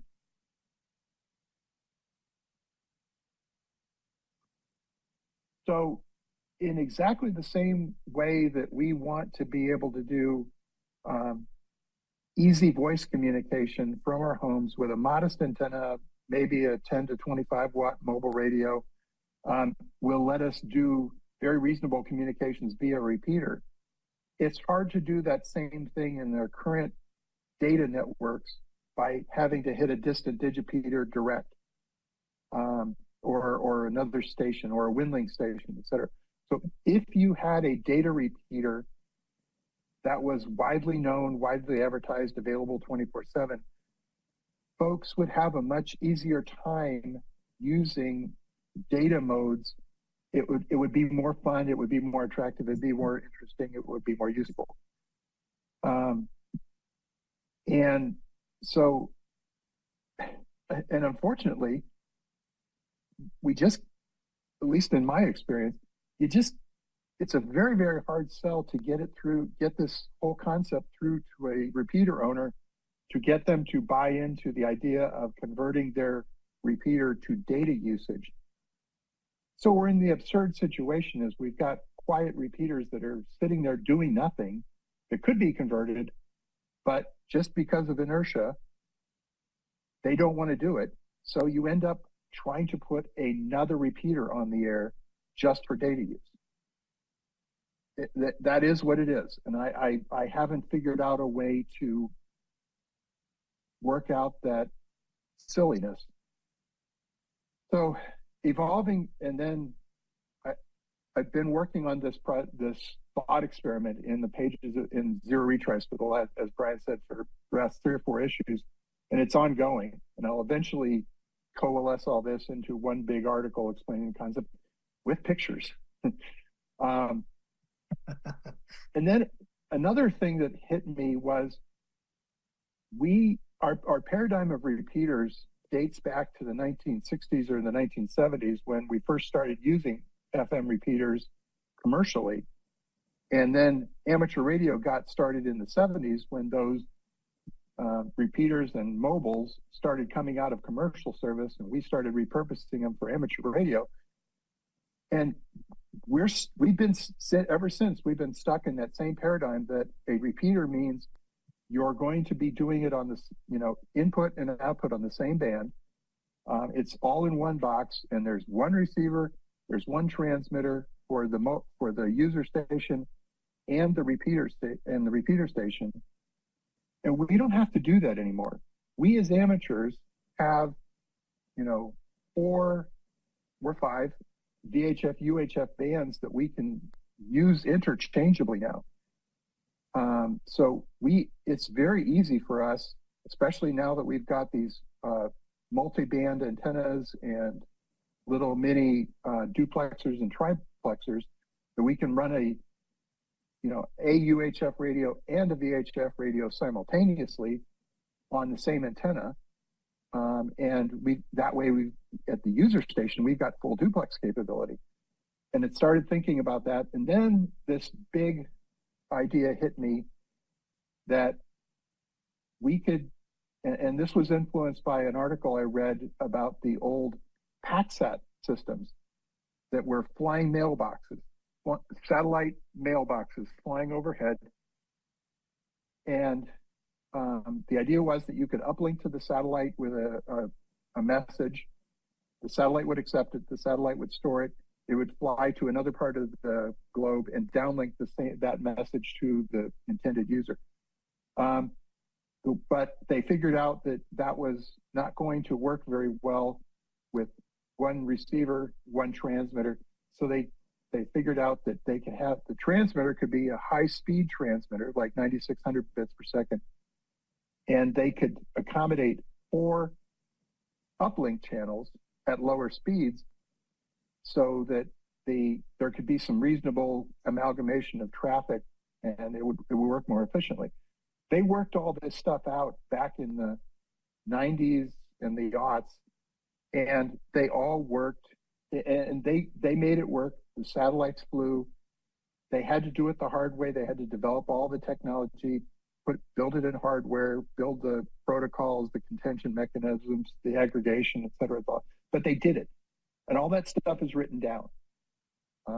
And just a very quick plug for the Digital Library of Amateur Radio and Communications. That's the project of the Internet Archive. This is where I found all this information.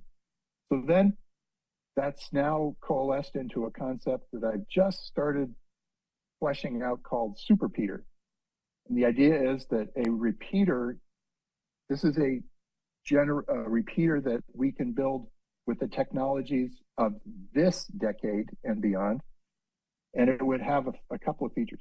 First of all, the transmitter of the superpeater would be on a band that we don't commonly use, such as 222 to 225.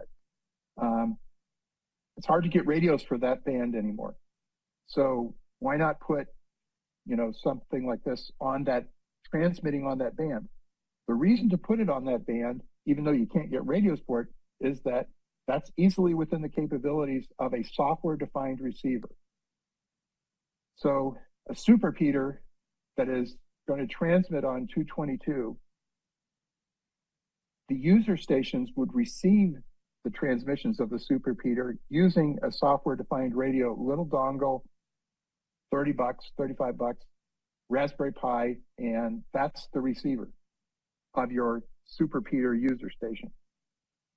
And then, just like a PACSat does, the uplink to the superpeater could be a number of input channels on other bands, because users can easily get radios for 2 meters, 440, even 6 meters. Now, normally that would be a problem, because again, our paradigm of repeaters is that it listens and receives in the same band. Doesn't have to anymore. We have these software-defined receivers, which can be at the superpeater site. And the lovely thing about those software-defined receivers is that they can listen to multiple channels at a time. There's a piece of software called KA9Q Radio that is just the most amazing thing for those of us who grew up on hardware receivers. I mean, made of transistors and filters and everything. But this is software. It listens literally to every channel in a band, like 2 meters, simultaneously. It's not scanning it. It's not stepping through. It's listening to all the channels all the time. So now with the superpeater, you can have a particular channel on, say, 2 meters where a station that only has a 1200 baud channel, that it has an ordinary FM radio connected to the speaker mic connection. 1200 baud is the best you can do. There's a channel for that. If you have a Nino TNC that can do 3600 bits per second with the integrated forward error correction, IL2P, that's another channel. You can have 440 channels, etc. Conceptually, none of this is the problem. We've got the technology. We just have to marry it all together with software. So we have a chance in this era to completely rethink the paradigm of repeaters and address the problem of data communications infrastructure in amateur radio, at least on the local level. It is still hard. Repeaters make it easy, but right now we can't use repeaters for data because the voice guys don't want it. And as Brian and I have been discussing, all of the digital voice systems that we use in amateur radio for repeaters, in a word, suck. DMR has very little provision for passing data over it, unless you have a Motorola user radio and a Motorola DMR Moto Turbo repeater and a Moto Turbo radio. Then you can use the Motorola software to pass data over the Moto Turbo system. Similarly, Hytera did very much the same thing. They have software that lets you pass data over Hytera radio, over a Hytera repeater. The DMR folks, Etsy in Europe, never really finished the job of speccing the data portion, the data capability of DMR to the point where it was going to be guaranteed interoperable. So the vendors, doing what vendors do, stepped in with their profit motive and said, okay, look, you can, if you're a police department, you want to do data over your DMR network, we can let you do that, but you got to buy our radios and you got to buy our repeaters and you have to use our software. There's no interoperability for data that I can tell in the general DMR capability. D-Star, bit of a hot mess. You can do 900 bits per second. It only streams when you have the push to talk. You can't queue anything up. It's a bit of a mess. And User System Fusion, don't get me started. Those guys deliberately crippled it for data. You can pass pictures all day long, but try to send a file that isn't a picture, just stops. They didn't want to do that. So anyway, that's a very capsule description. The concepts have been explored in zero retries, but they haven't really been firmed up. And I haven't implemented any of this. This is all conceptual at the moment, but I think this has legs. And I think this answers a lot of problems.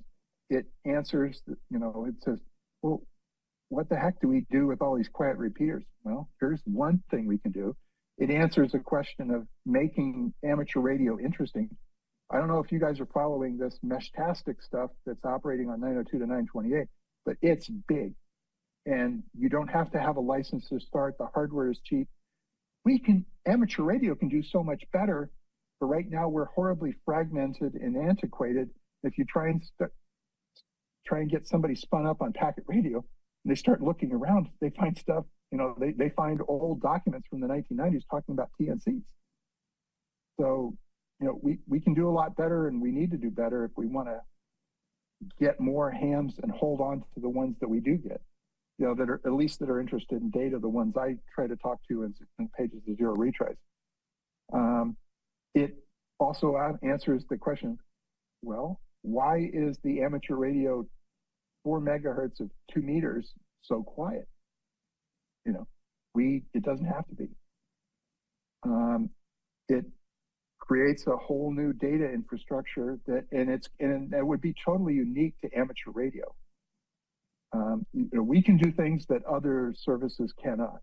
We have total flexibility about what we decide to do. We are not nailed down to various modes. We can use any mode we want. We can even invent new modes as long as we publicly document what those modes are. So I don't want to belabor the point, and I'd be happy to answer any questions. Sorry, that's a lot to throw at you, and I don't have very good references other than my newsletter, Zero Retries, ZERORETRIES.org. Free to subscribe, publishes every week, most weeks. I'm going to take a break for the holidays, but yeah. So turn it back over to you, Brian. Happy to answer questions. So thank you, Steve. And again, I stirred this hornet's nest for this call because I want to get people thinking about these concepts. I know that you have, because most of you have probably been reading Steve's articles along, and it's incremental learning.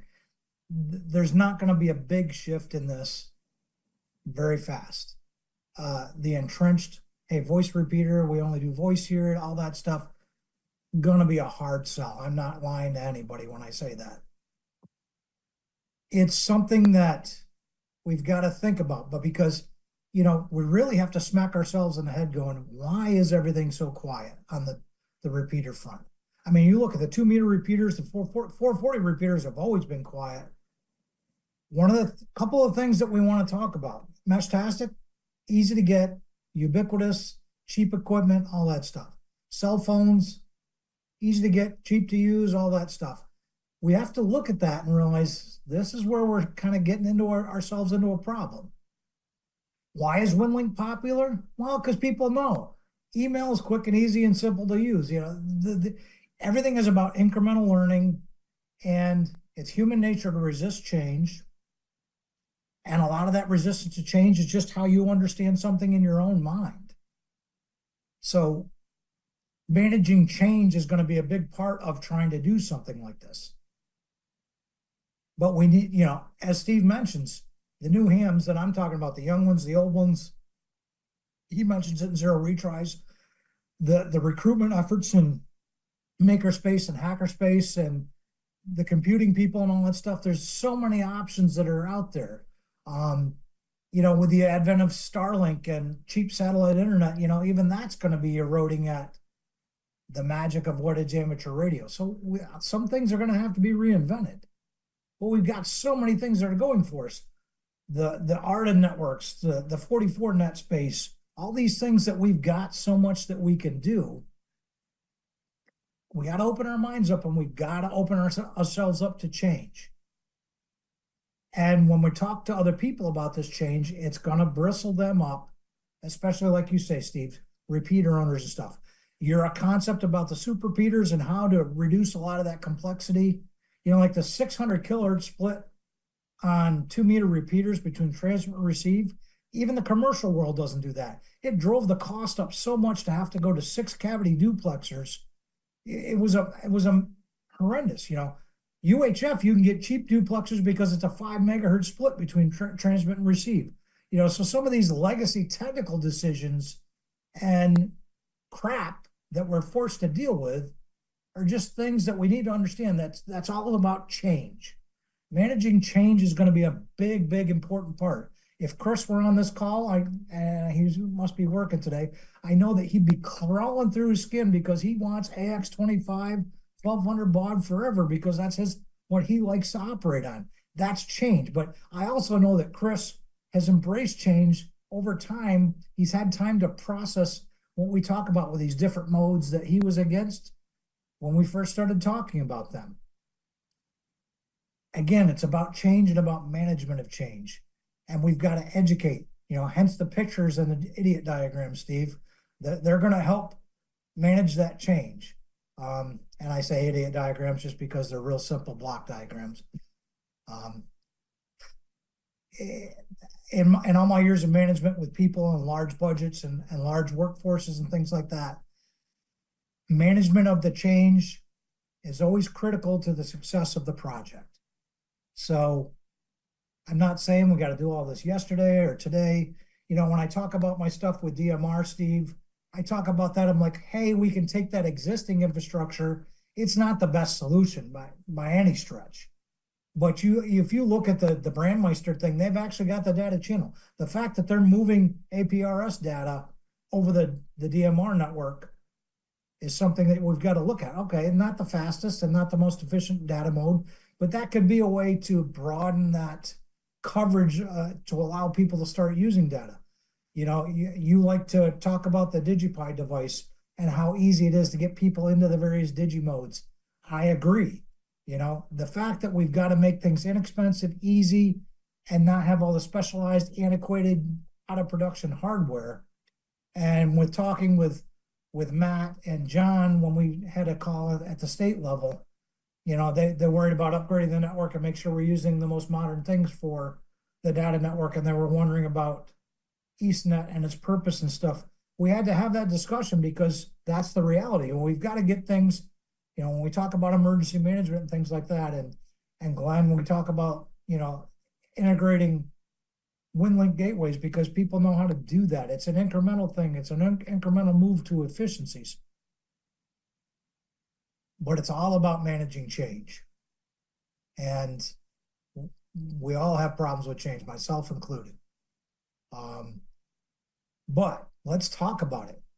I've said it to Steve personally, and I'll say it to all of you right here. I mean, zero retries is becoming what everybody has really wished that they thought they got into ham radio for, because it's actually cutting edge. It's actually talking about new things. It's not the crap stalwart HF contesting crap that's just spewed out by the league. And that's being nice. I really would love to get more colorful on that, but this is recorded and I need to stop being colorful because these things get memorialized that way. Any of you that have talked to me privately, I'm a retired Navy guy and I do swear like a sailor, so I have to check myself. But grain of salt is more like a pound of salt. I'm a salty old chief. I'm not going to lie about that. But what you're touching on, Brian, is the basics are human characteristics. and human thinking. And yes, I've run across this too, introducing data modes during our weekly nets. Now, thankfully, the owner of the repeater is a good friend of mine, and he understood the concept. Once I explained it to him, he said, sure, go ahead, do it. Our members who took the effort to download the FL Digi Suite, and we would push data across the repeater, a UHF repeater network here in New York City, using 8PSK 1000. Always mindful of the filters in the radios that cut off everything from 500 hertz on down for the PL deck. It wasn't a problem with the users. It was a problem with people who like to kibitz, like to jam, like to make their comments known, even though they're not part of the operation. And they're the ones that would every so often try to jam the data communications. So to Steve's point, put this on a frequency that they are not listening to. That, yeah, they like to walk around with their UHF HTs and think that they're cop wannabes in Brooklyn. But once they hear data come spewing out of their HT on their hip, they get all pissed off. So put on 220 and then use the SDRs. I like that idea. Well, and to bring up another zero retries topic is that Steve, we talk about the SDR receivers, but there's also the transceivers that are not as cheap as a $30 dongle, but they're not that expensive. And now that it looks like there's a good option to take these flea-powered SDR transceivers and actually put an amplifier on them so that we can get to 5 watts, that becomes way more flexible and way more interesting as well, especially on your super repeater concept. So there's a lot of things that are starting to come into play. The thing that's not coming into play is that there's a ton of change involved in all this stuff, and it's gonna rub 90% of the ham community the wrong way until they get an opportunity to get these ideas in their head, process it themselves personally. A lot of it is that personal processing of the change, because it's very difficult for anybody to get introduced new concepts, and because they learn new information, to change their outlook on something, especially if it's something that they've been adamant about and been pounding the shoe on the desk and stuff like that because they're the experts on something, and then all of a sudden they might have to be wrong, and part of that change is if you have to admit that you're wrong about something, or because times have changed, that's a lot of resistance that is also there that is unspoken, myself included. I've been in wireless communications commercially since the 1990s, since 1989 is when I started. I remember being at a Motorola conference in 1992 at the Meadowlands, and Motorola was introducing what turned out to be the Nextel iDEN system. And they were telling us you could have this phone where you could do a phone call. It had push to talk, so you could actually have a two-way radio. And then it had this crazy thing called texting. But, how do you input the text? And you had to hit the A button so many times for one letter. And I remember thinking, who is going to do this texting? Why would you do that when you just pick up the phone and call them and talk to them? This texting is never going to take off. Yeah, I was very, very wrong about that. So I've been wrong so many times over my career in wireless. As I always tell all my employees working in the wireless industry, the only thing that you can say is constant in wireless is that everything's going to change. You're guaranteed to have massive change given enough time. Brian, Steve has his hand up. Okay, go ahead, Steve. Brian, one of the decisions I made in writing zero retries, and I sometimes tell the story about playing to the few folks that want to understand where I'm going with it, is that I'm not nearly so concerned about trying to convert the old folks, sorry to say it that way, but that really, and an old folk is not necessarily in chronological age, but also in outlook they don't want to change. They're not open to new ideas. I'm more concerned about losing the folks that are trickling in, that are interested in this stuff. I want to engage them. So I'm biasing my work about not so much on the conversion of folks like what you're talking about, managing change, but rather trying to keep the folks that are coming in, that are energetic, that are focused on digital and data, keeping them engaged and speaking to them, trying to build an infrastructure for their interests.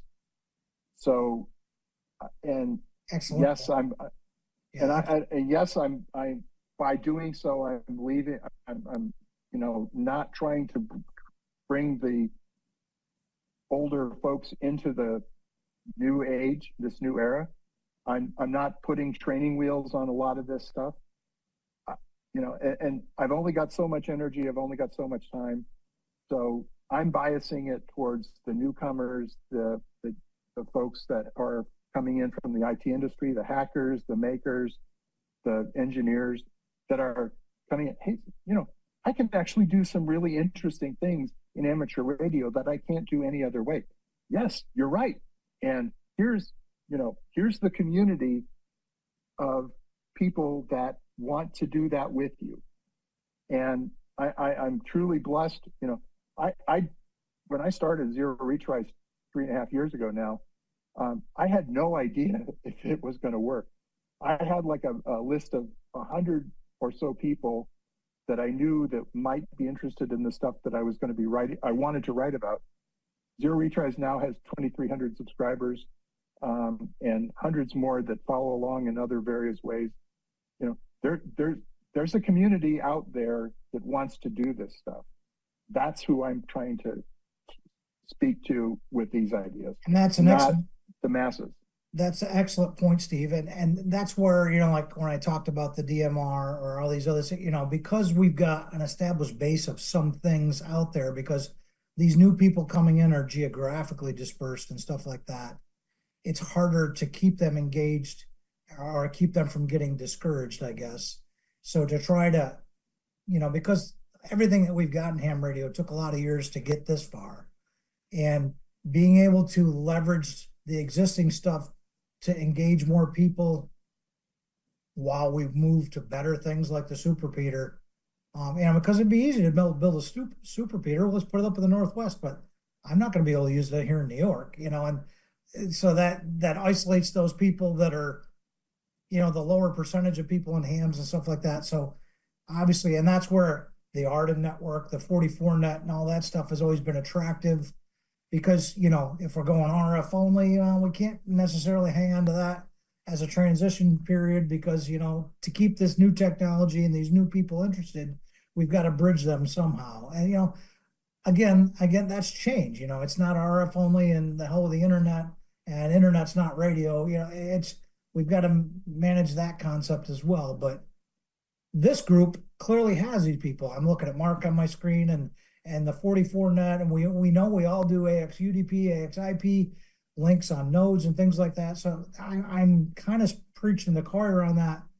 But the Zero Retries is clearly you're introducing stuff that's really cool, really cutting edge, and normally, because these are quarterly calls, we normally do great ideas after people have thought about things for 3 months, and we get back together, or on the list, people start doing ideas. When I took over EastNet was only in the Northeast. It was FlexNet only. Brian Rogers and Bob Anderson, I think it was, they were just hell-bent on it's our way or the highway, and it scared so many people off. If we got 3 people on a quarterly call, it was amazing. So it's been a lot of years now that we've been, here we are, 21 people. That's amazing. And everybody that discovers us, this is great. I love this stuff. And, the fact, Steve, that we get you on the call from on the morning like that, and we get so many mentions, zero retries is, it tells us that we're heading in the right direction. So, all right, we're 2 hours and 8 minutes into this. We could go on, and please don't hesitate to use the list. Please don't hesitate to use the comment sections and zero retries. That's a great format. It's a great way to get people to engage because we've got 2,400 people that are like-minded or similar-minded. I want to thank Matt and John for making it on this call. I hope that you guys got interested enough because I know this is after work hours for both of you. You know, again, I love seeing new people check in, and we're trying. Steve, I can never thank you enough for all your support in these efforts, you know? I'd like to end my bit with a little bit of more interesting hope here. So we talk a lot about the ways that we tie folks together that can't be in direct RF communication with each other.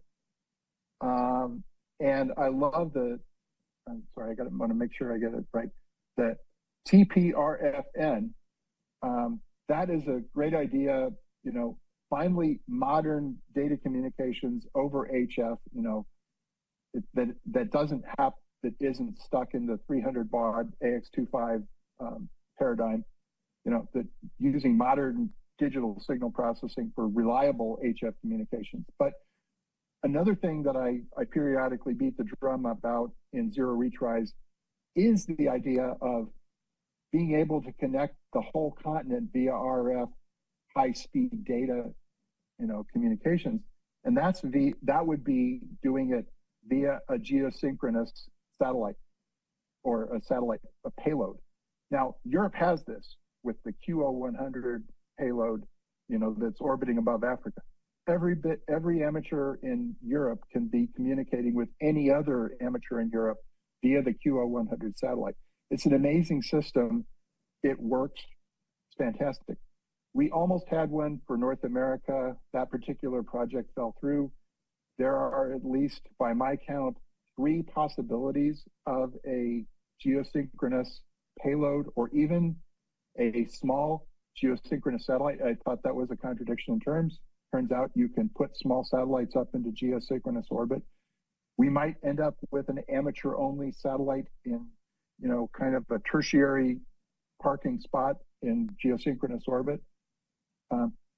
There is this very serious effort going on right now with the European Space Agency that wants to put a satellite up that would at least encompass part of North America, specifically Canada, because Canada is a member of the European Space Agency. And they wanted to do something for amateur radio, and Canada is part of ESA, so they wanted to, you know, tie in Canada. So it's possible in the next, you know, within the next decade, that we will have a geosynchronous satellite for at least partial cover of North America. They want to put it to the point where European hams and North American hams can talk to each other via the satellite. So probably wouldn't encompass all of North America, but at least you guys out on the East Coast would certainly be covered. So there's exciting stuff going on. And imagine being able to talk to a new ham and said, hey, here's this station you can buy off the shelf, or you can even 3D print your you know, parts of your station, you know, to aim the antenna, and then, you know, be in continuous communication with any other ham within the footprint. And then from there, we expand the communications out via terrestrial systems like super Peters. You know, the possibilities are endless, and it gets the juices flowing of the folks, the interesting, experimentally minded technical folks that we desperately need coming into amateur radio to replace all the ones that are, unfortunately, sorry to say it this way, but just dying off. Yeah. So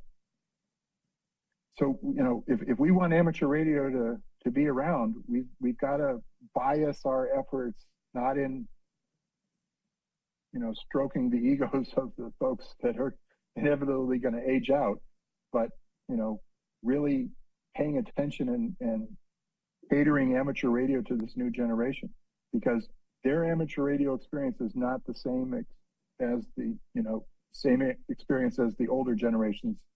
amateur radio experience. And sorry, with that, I'm done, Brian. Thank you very much. This has been fun. Thanks, Steve. And you know, right, the magic of amateur radio for all of us when we started was prior to the internet age, prior to the massive adoption cell phone age, things like that. So obviously, there needs to be some shifts to keep the interest there, because we don't offer that much uniqueness anymore. So, Misko, I love having you on board. And what is your input and how things have gone today? And since you're going to be doing a presentation at a conference and stuff like that, what do you think about today's meeting and the concepts and ideas introduced? Misko? Yes, I'm here. Okay, I'm very satisfied with the content of this today's conference, and I used the chat a little bit and wanted to suggest probably maybe good, maybe not so good idea of the users implementing, or better to say, enabling their stations to use, how to say, an underlying packet radio node. So, for example, if you are a BPQ software user, you can activate the node, and in parallel with your BBS forwarding, reading mails, sending mails, whatever else, your node is already working for other users, especially on the VHF. But in my country, here in Serbia, the VHF channels on 144 are not so much utilized, so I think there is quite enough room to use that channels. There was another idea eventually, but in my opinion, it is a not so good idea to use APRS digipeaters for the connected working in packet radio. But it is not so good because we have a very busy traffic on the APRS in the local area network. So if we are put on top of that one connected mode, it would be terrible. So that is not so good idea. On the other side, I would like to ask the members of this group, what do they think about this idea? For example, if you are using a WinLink system, as I do, WinLink RMS radio message server, would it be a good idea instead of plain using RMS by using the internet? Would it be better to change, to update your forwarding scripts to include several other RMS stations, let's say in your state, in the USA, or here in all around the Europe, instead of using the internet just like that? In my opinion, it would be good to include several other RMS stations, implementing either Pector or Vera or HF packet or whatever else, just to generate a little bit more traffic on the data subspectrums, especially on the HF, and that way to populate the data transmissions for the youngsters, for the younger generations that are going to come and to eventually in one day to replace all of us here. So thank you very much for this meeting. Unfortunately, I am not able to participate in this meeting if it is in the US American time in the afternoon, because in the middle of the night here. So it is not interesting for me, but this term 9 o'clock a.m. in the United States, it is 3 p.m. here in Europe. It is excellent. Thank you very much. Thank you, Misko, and that's why we alternate the different times with each meeting, so that we can try to accommodate as many people as possible. Thank you. All right. I think Glenn should explain what he just put in the chat. Okay. A good idea, Glenn. Go ahead. Go ahead, So to Misko's point, what I've done down here, and this is for outbound traffic or anything that comes in, I have a whole series of gateways here in our local area, and this attached 7 is Vera FM, and there's several gateways here in our county. So we start out during the day. I use these ports to connect. So if I can't get to the first one, it goes to the second, and so on, and then ends up going over to Vera HF here, changes frequency, and connects to Jeff up in New York and uses his RMS gateway. And then this is, as a last resort, this goes out to the internet to a local gateway in a 2 counties over, and dumps in there. And then at night, I start out with using Jeff's HF port on our network frequencies. And if I can't connect to him, then we go back to Vera FM locally. And all this is to, energize these frequencies, have some activity going on. But this is what I'm doing with my RMS port of BPQ on outbound messages. So, but to Misko's point, I think it's a great idea, and it really flexes the network and gives us the ability to make sure that traffic moves, using at least leaving me as RF. All these other stations or gateways that are going to put it into the CMS. But if the internet's down anywhere in this process, it just moves on to the next station.